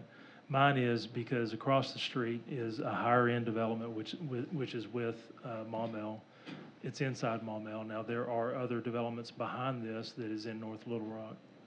But the city of Maumelle paid for $24 million roadway that accessed this entire area. And to continue the standards that we we like in the city of Maumelle, having quality housing stock that is going to be fronting this roadway, I think is important for the future growth of the area. So we want to make sure that, and the other side is, if there's not a good definition within the development plan, then if you have homogeneity among the housing stock types and you have a common feature, a common material, then I hate the word project, but housing stock can look like a very, in the old days, projects. Now, I don't think that's what's going to happen here. I think they've done a great job of diversifying some of the materials and even the design of the homes, and they've provided us variations. But either way, if it's not defined, then, it's free, whatever they want to do. I guess my concern is if we're using the Natural Trail Estates neighborhood and I won't dispute that is a higher end neighborhood. It is. It's one of those things that I can't really define what makes that, but I can see that until it is. But if what Mr. Holloway said, I mean, he lives there, and I'm assuming he's read the bill of assurance, there's no material restrictions on this higher end neighborhood. So if we are trying to be in conformity with this higher end neighborhood, why are we putting higher restrictions on this one? Can we even restrict them on what they put on their house? That's a question I don't think we ever got resolved. I mean, I don't think so either, and I don't think we we had an assumption can. that the state law didn't apply, but it's very much up in the air. And I'm not aware of another neighborhood in Maumelle where we've done this. And now, there may be one, but I'm not aware of one. But I'm the architectural control for Timberland Trail, and yes, somebody could submit a plan to me with all vinyl, and I would just look to see how that conforms with the neighboring houses around it and make a decision. But I haven't seen that as of yet, but it certainly could be done. Eric, did I hear you correctly that you just wanted approval for materials that are allowed by code? I'm presuming that's the IRC that we adopt by reference? Yes.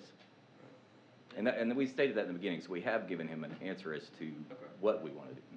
And, Scott, you've mentioned in one of your comments that you be amenable to materials that are approved by the planning director. I mean, what sort of dialogue have you had with the applicant as to what you would think are high quality materials? I mean, what's been proposed besides 100% brick? I mean, that certainly is an option, but if we're considering others at somebody's discretion, and we're talking about setting things out and limiting some of that discretion, what do we think are high quality materials? I mean, basically the same kind of materials that you would see in the commercial, whether if it's hardy board or even some vinyl siding can be quality. It's just a matter of how much you use or what type brick. I mean, there's all types of quality.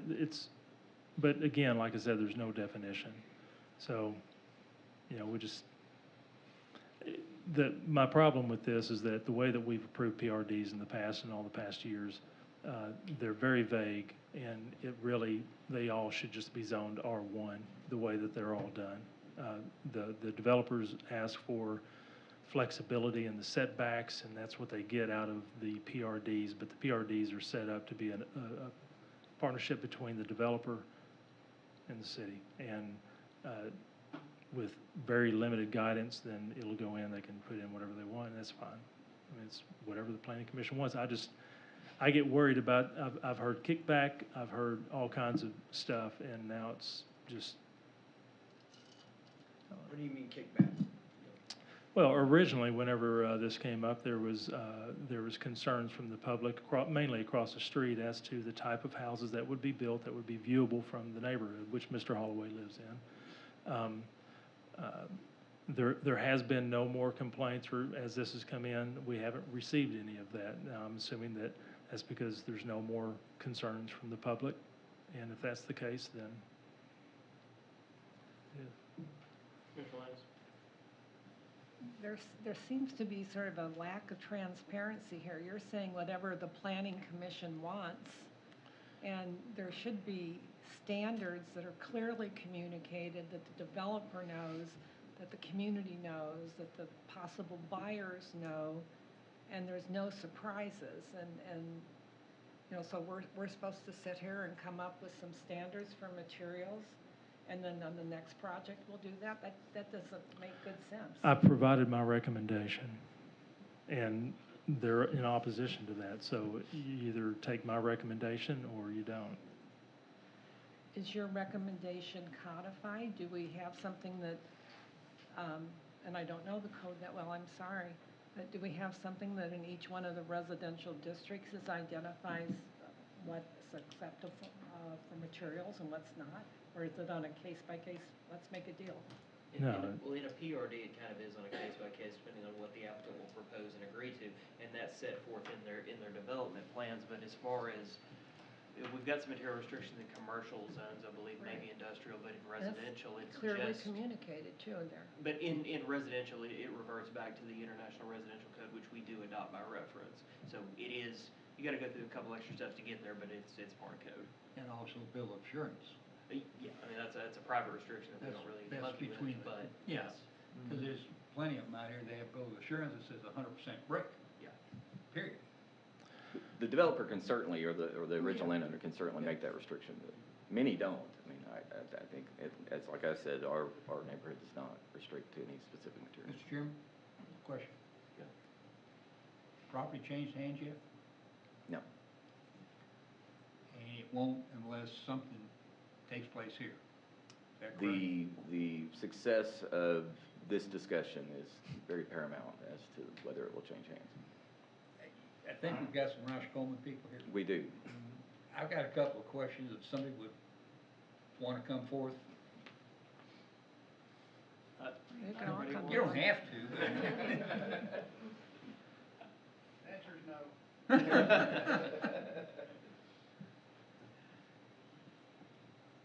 Billy Pearson, 214 Grant 48, Prattsville.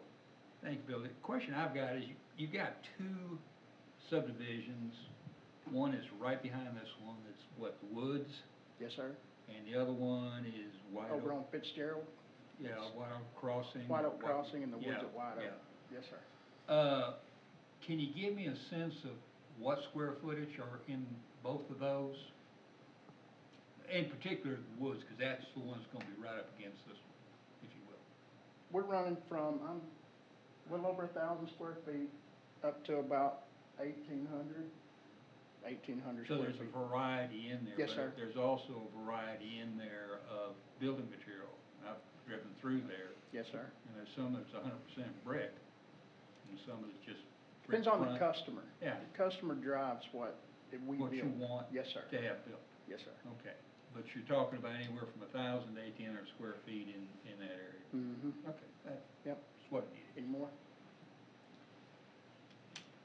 I just have a comment then Go ahead. to clarify. If I recall, during one of our work groups, we had this discussion after one of our planning, the initial planning commission meeting, and I think that's where we agreed to have the word quality materials inserted and have a similar style of home. And that's when we said, well, what is quality? Could we define that by brick, vinyl, et cetera? So I don't know what the end result will be, but I know we also were responding to those public comments several meetings ago that had concern. So, again, if there's no more concern, that changes the dynamics of today's discussion of where we want to go, or again, you don't want a community to not look, my simple language, nice, right? A housing Certainly. development not look nice and withstand over time. So that's the best I can articulate what quality material is, Right. And I had the same concern, and I was really a part of being on the other side of this in the very beginning, because I do live across the street, and the other person in this room that shares a house with me, we also felt that way. So we certainly were fired up at first, but then as I started to see the homes that were being built, I started to learn the developer better, somewhat like staff, or the builder better. I got a better sense of what they're going to do, and I felt more comfortable with what the plan is. And I believe I was more comfortable after they showed pictures, that Right. little photography pamphlet we had. I better understood what it would look like. So I know I was more comfortable with that direction. So I think we were just trying to say, I don't know, again, I'm not opposed to any of this. We're just trying to clarify and not have you oppose. Right. So we Of course, can move forward. Eric, you guys gotta be real fired up about a mini storage coming right next door. And that's the thing, the North Little Rock side has changed the dynamic quite a bit since that beginning development.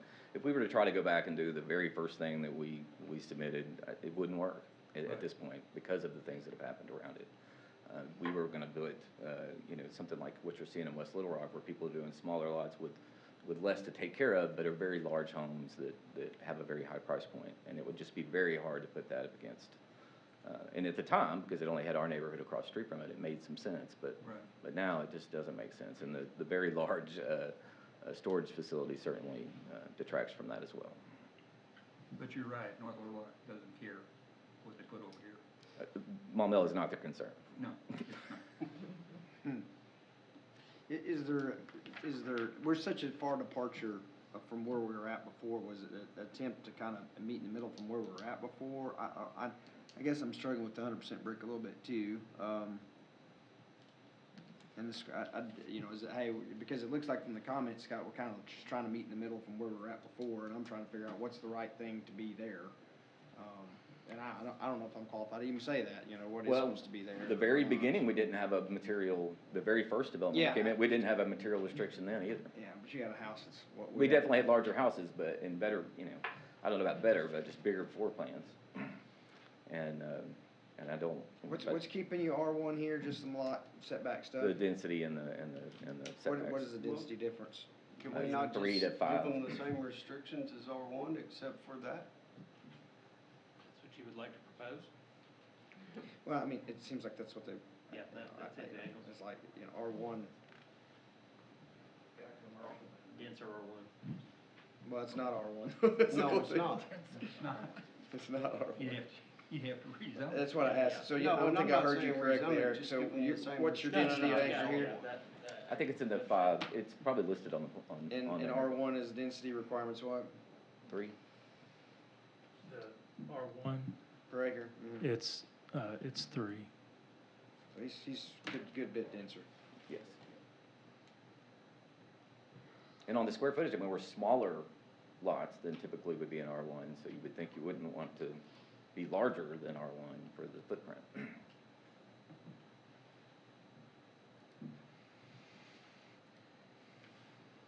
Further discussion?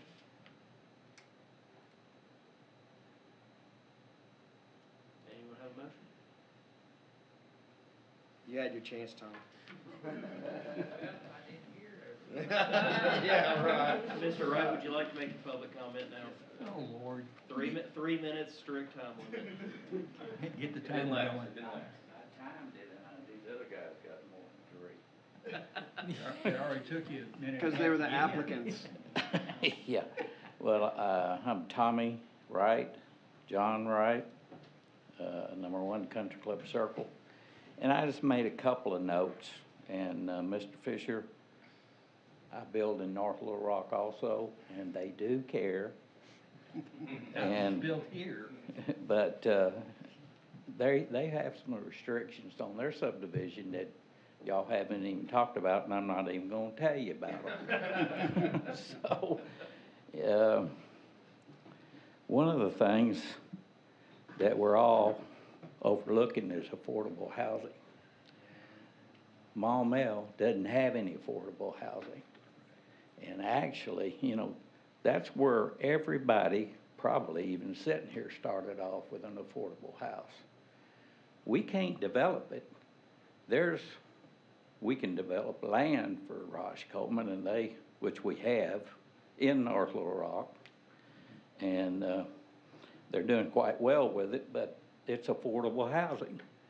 Believe it or not, the last closings I've seen in the newspaper is 227,000, 248,000 in that subdivision that's right next to it. And so, affordable housing is getting way up there, a lot more than we think of. But, let me see, the one thing that Scott commented on, I went and looked at it yesterday, is from Haas subdivision, or where Eric lives, if you get, you can't hardly even see up this hill. You can put houses up there where Scott was wanting to put them and restrict all brick.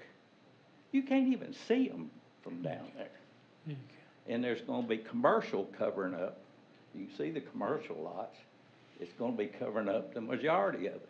And you got a detention pond, which if you drove up there, you can see their subdivision from over that detention pond.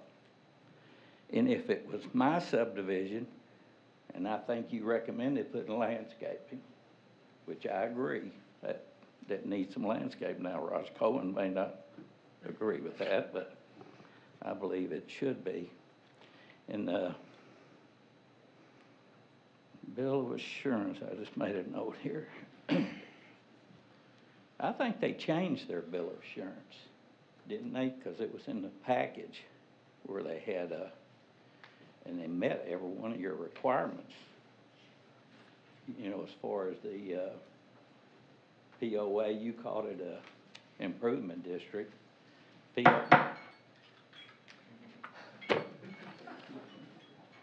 Okay. The one thing that I want you to remember though, sir, is Senate Bill 170, and if you pass anything different than this bill says, it's gonna be a problem, because you're breaking the law. May I ask the applicant a question? Or I guess a representative, or the speaker. The I don't speaker, know. yes. I'm not for sure what he is, for sure, I don't He know. wears many I mean, hats in he's this been at room. every meeting, but I can't figure out what side the fence is on, but, have you had any conversations with the AG? Who's running that, letter for you for AG response? Yes, and they have commented that they're not gonna get involved in it. They wanna leave it between the attorneys, which I guess is good for you, but, Who is, Raj you Co- told me who, I'll make sure, I don't think you understand my question. Who was the, you had to have some representation to write the letter. Who wrote the letter to the AG's office? Well, the executive officer of the home builders wrote it, Okay. and that's who I'm here representing, one of our members, Okay. if you're wondering why I'm here. Okay, you said that last time, but I couldn't remember the time. Yeah, but they did comment that they weren't gonna get involved in it, that, you know, it should be between Ross Coleman's attorney and the city's attorney. And I don't even know how well you've even gotten into this deal. Well, but- they consider it private matter. Is it, who Do is- you have a copy of 170? I know the statute, yes, sir. Okay. Who is the author? Who ran that bill? Cozart and Hester. Cozart is Hot Springs rep. Hester, I think, is Northwest Arkansas. Is that right? But, you know, I just hate to see when it's a simple deal, let's make it 1,000 square foot like R1, and building materials, I don't think you can actually put bad material on a house, because you do vinyl, that's excellent, brick, you know, if a customer wants it, but we're back to affordability. You know, brick costs a little bit more than vinyl. There's other items like Scott mentioned, that's hardy board, that's more expensive. And, you know, it comes pre-painted, or even if it's not painted, it's still more expensive. So I got it on my own personal house, and I know how expensive it is, but I guess I'm right out of time, but. I asked you a question. Oh, that's good. Thanks, Charlie. Mr. City Attorney? I'm familiar with the statute in question. There's an argument that our PRD zoning falls within one of the exceptions. If Roush Coleman's attorney wants to reach out to me with any thoughts or analysis, I'll certainly listen to it. I'm going to reach out to the Planners Association to see what thoughts they have to try to get both sides of the issue before I give the commission, I would say. Because I expect the question will come up again and again. So I want to give it some more thought and research before I give some definitive guidance. Further discussion? Anyone have a motion?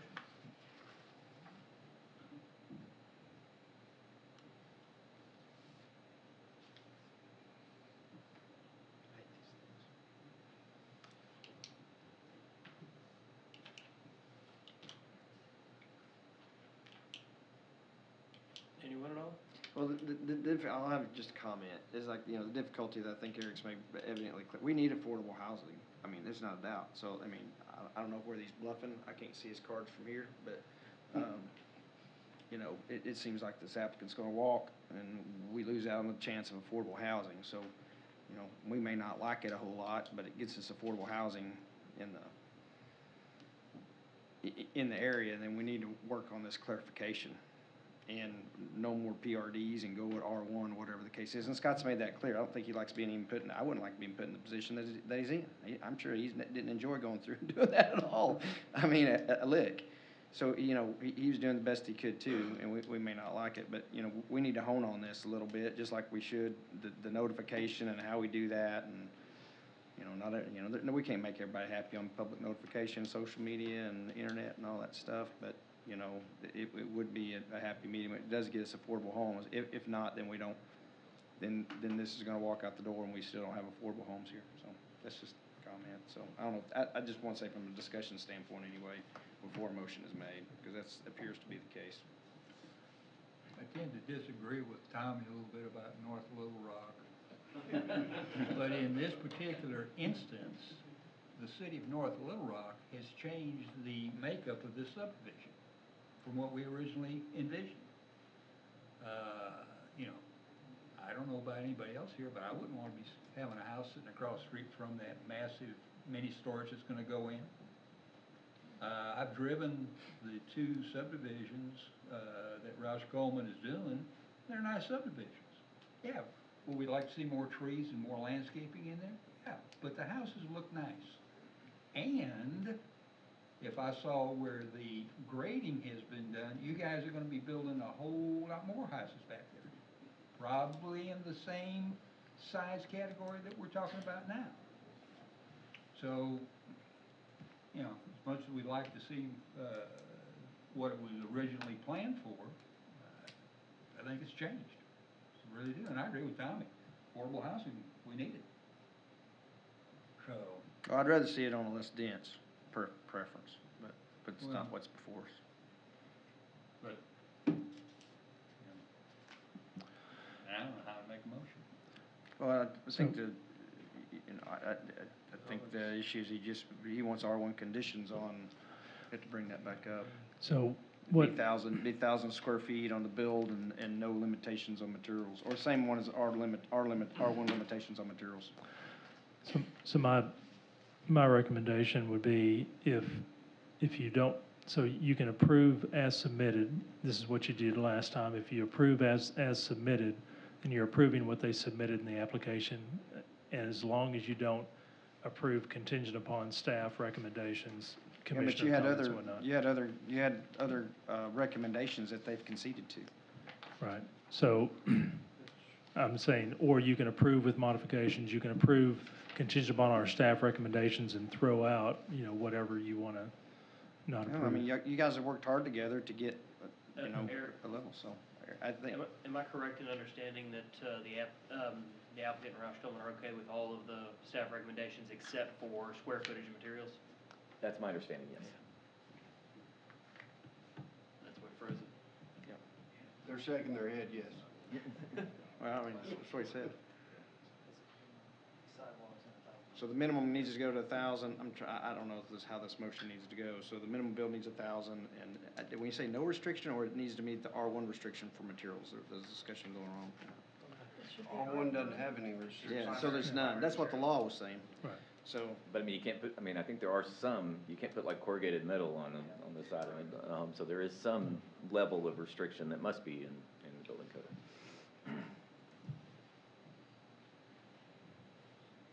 I assume, maybe not.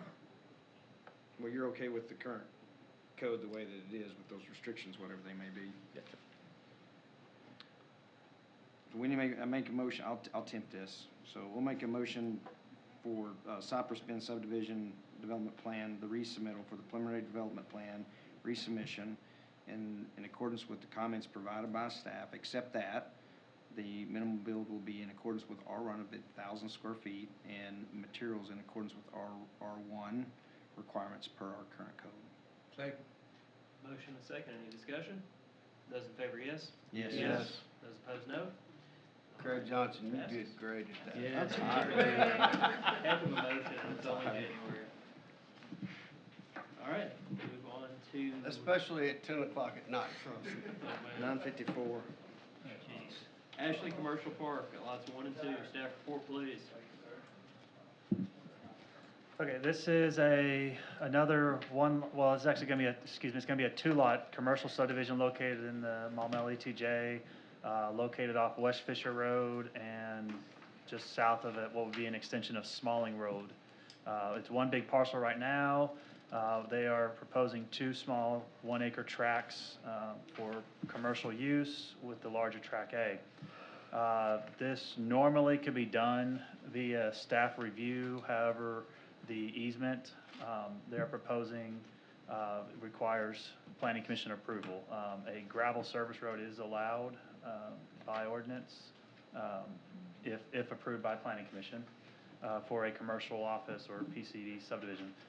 The applicant is proposing what it would be a commercial subdivision, and in this case, looking at 7140G2. Provide a 50-foot access easement, service easement to the property off of West Fisher Road. And as this area develops more, it would be turned into what would be required for a city standard road, county standard road as well. All comments are in there, county planning, utilities, and as you wish. I see a gentleman in the. Yes, I didn't get a thing turned in to ask a question. Will, name and address once you get to the podium, we'll have 3 minutes.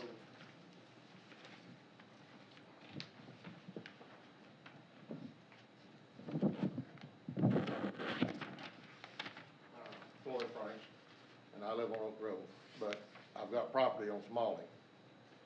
And I was trying to figure out where this 2 acres is. Is it actually 2 acres, or? Yeah, it's. He's not trying to take some of what I've got next to him? No, sir, it's all part of the Ashley property. Here you go, sir. Yep. If you need That's to- that's the bigger parcel. Give me 1 second. I'm right down at the end of the where the freeway starts. Ashley's got property, which was my grandparents', next to the freeway. And I've got, well, my sister, my family and her have got almost 5 acres next to Ashley.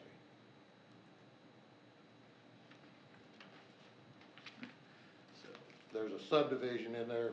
So this might help you if you look at the screen right here, or either screen, I'm sorry. It's these 2 yellow and pink right here. Those are the 2 acres, the 2 1-acre parcel or Okay, they're lots that not they're proposing. Well, Smalling is up here. And what this would be eventually it probably would be an extension of Smalling at some point.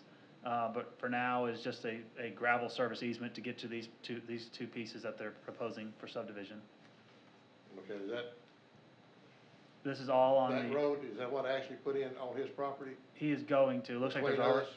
us, he Yeah. put in a road between our property and his.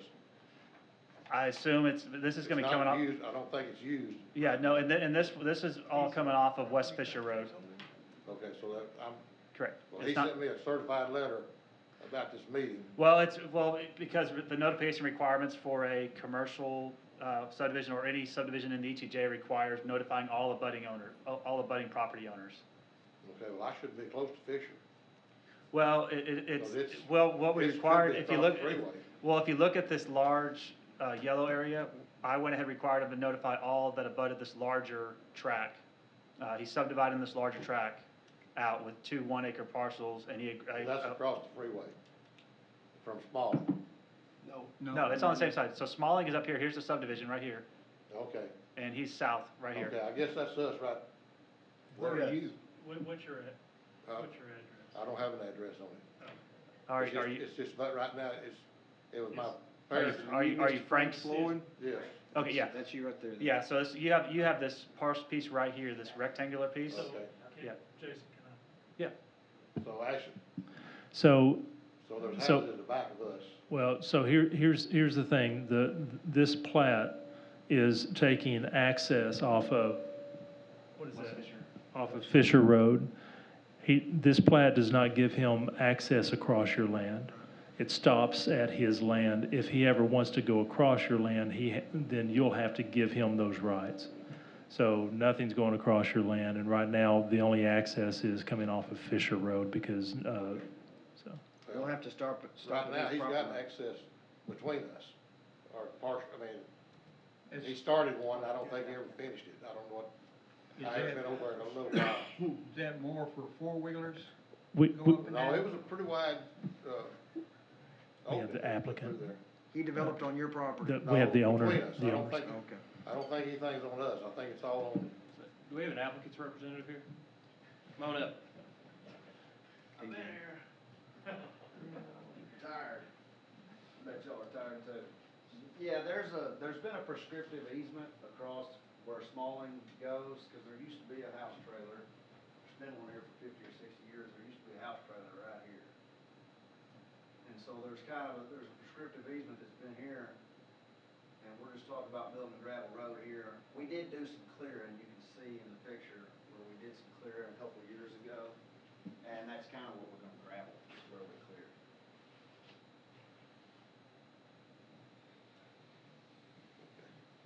So you do have an easement across this gentleman's property? Well, prescriptive easement, we've been using it for 60 years, it's been there. It's been open for 60 years since that's the way it's been. But You guys work that out. Yeah, we're not here to discuss Yeah, prescription. work that out. We're approving an access off of Fisher Yeah, Road for this 2 plat. acres is south, his property's right there below, and it's 1,000 feet, 1,200 feet. okay, well, what got me worried was him sending us a Well, certified letter. I have to. Okay, well, I just wanted to, find out where and what was. Yes, sir. I don't wanna go over there one day and find No, sir. half my property gone. I understand, yes, sir. I had that, it was given away one time to the original buyer of that property. My dad found out about it, got it back. Further discussion from the commission? Motion to approve the proposed preliminary plat for Ashley Commercial Park Lots 1 and 2 preliminary and final plat, pending other commissioner staff comments. Second. Motion and a second, any discussion?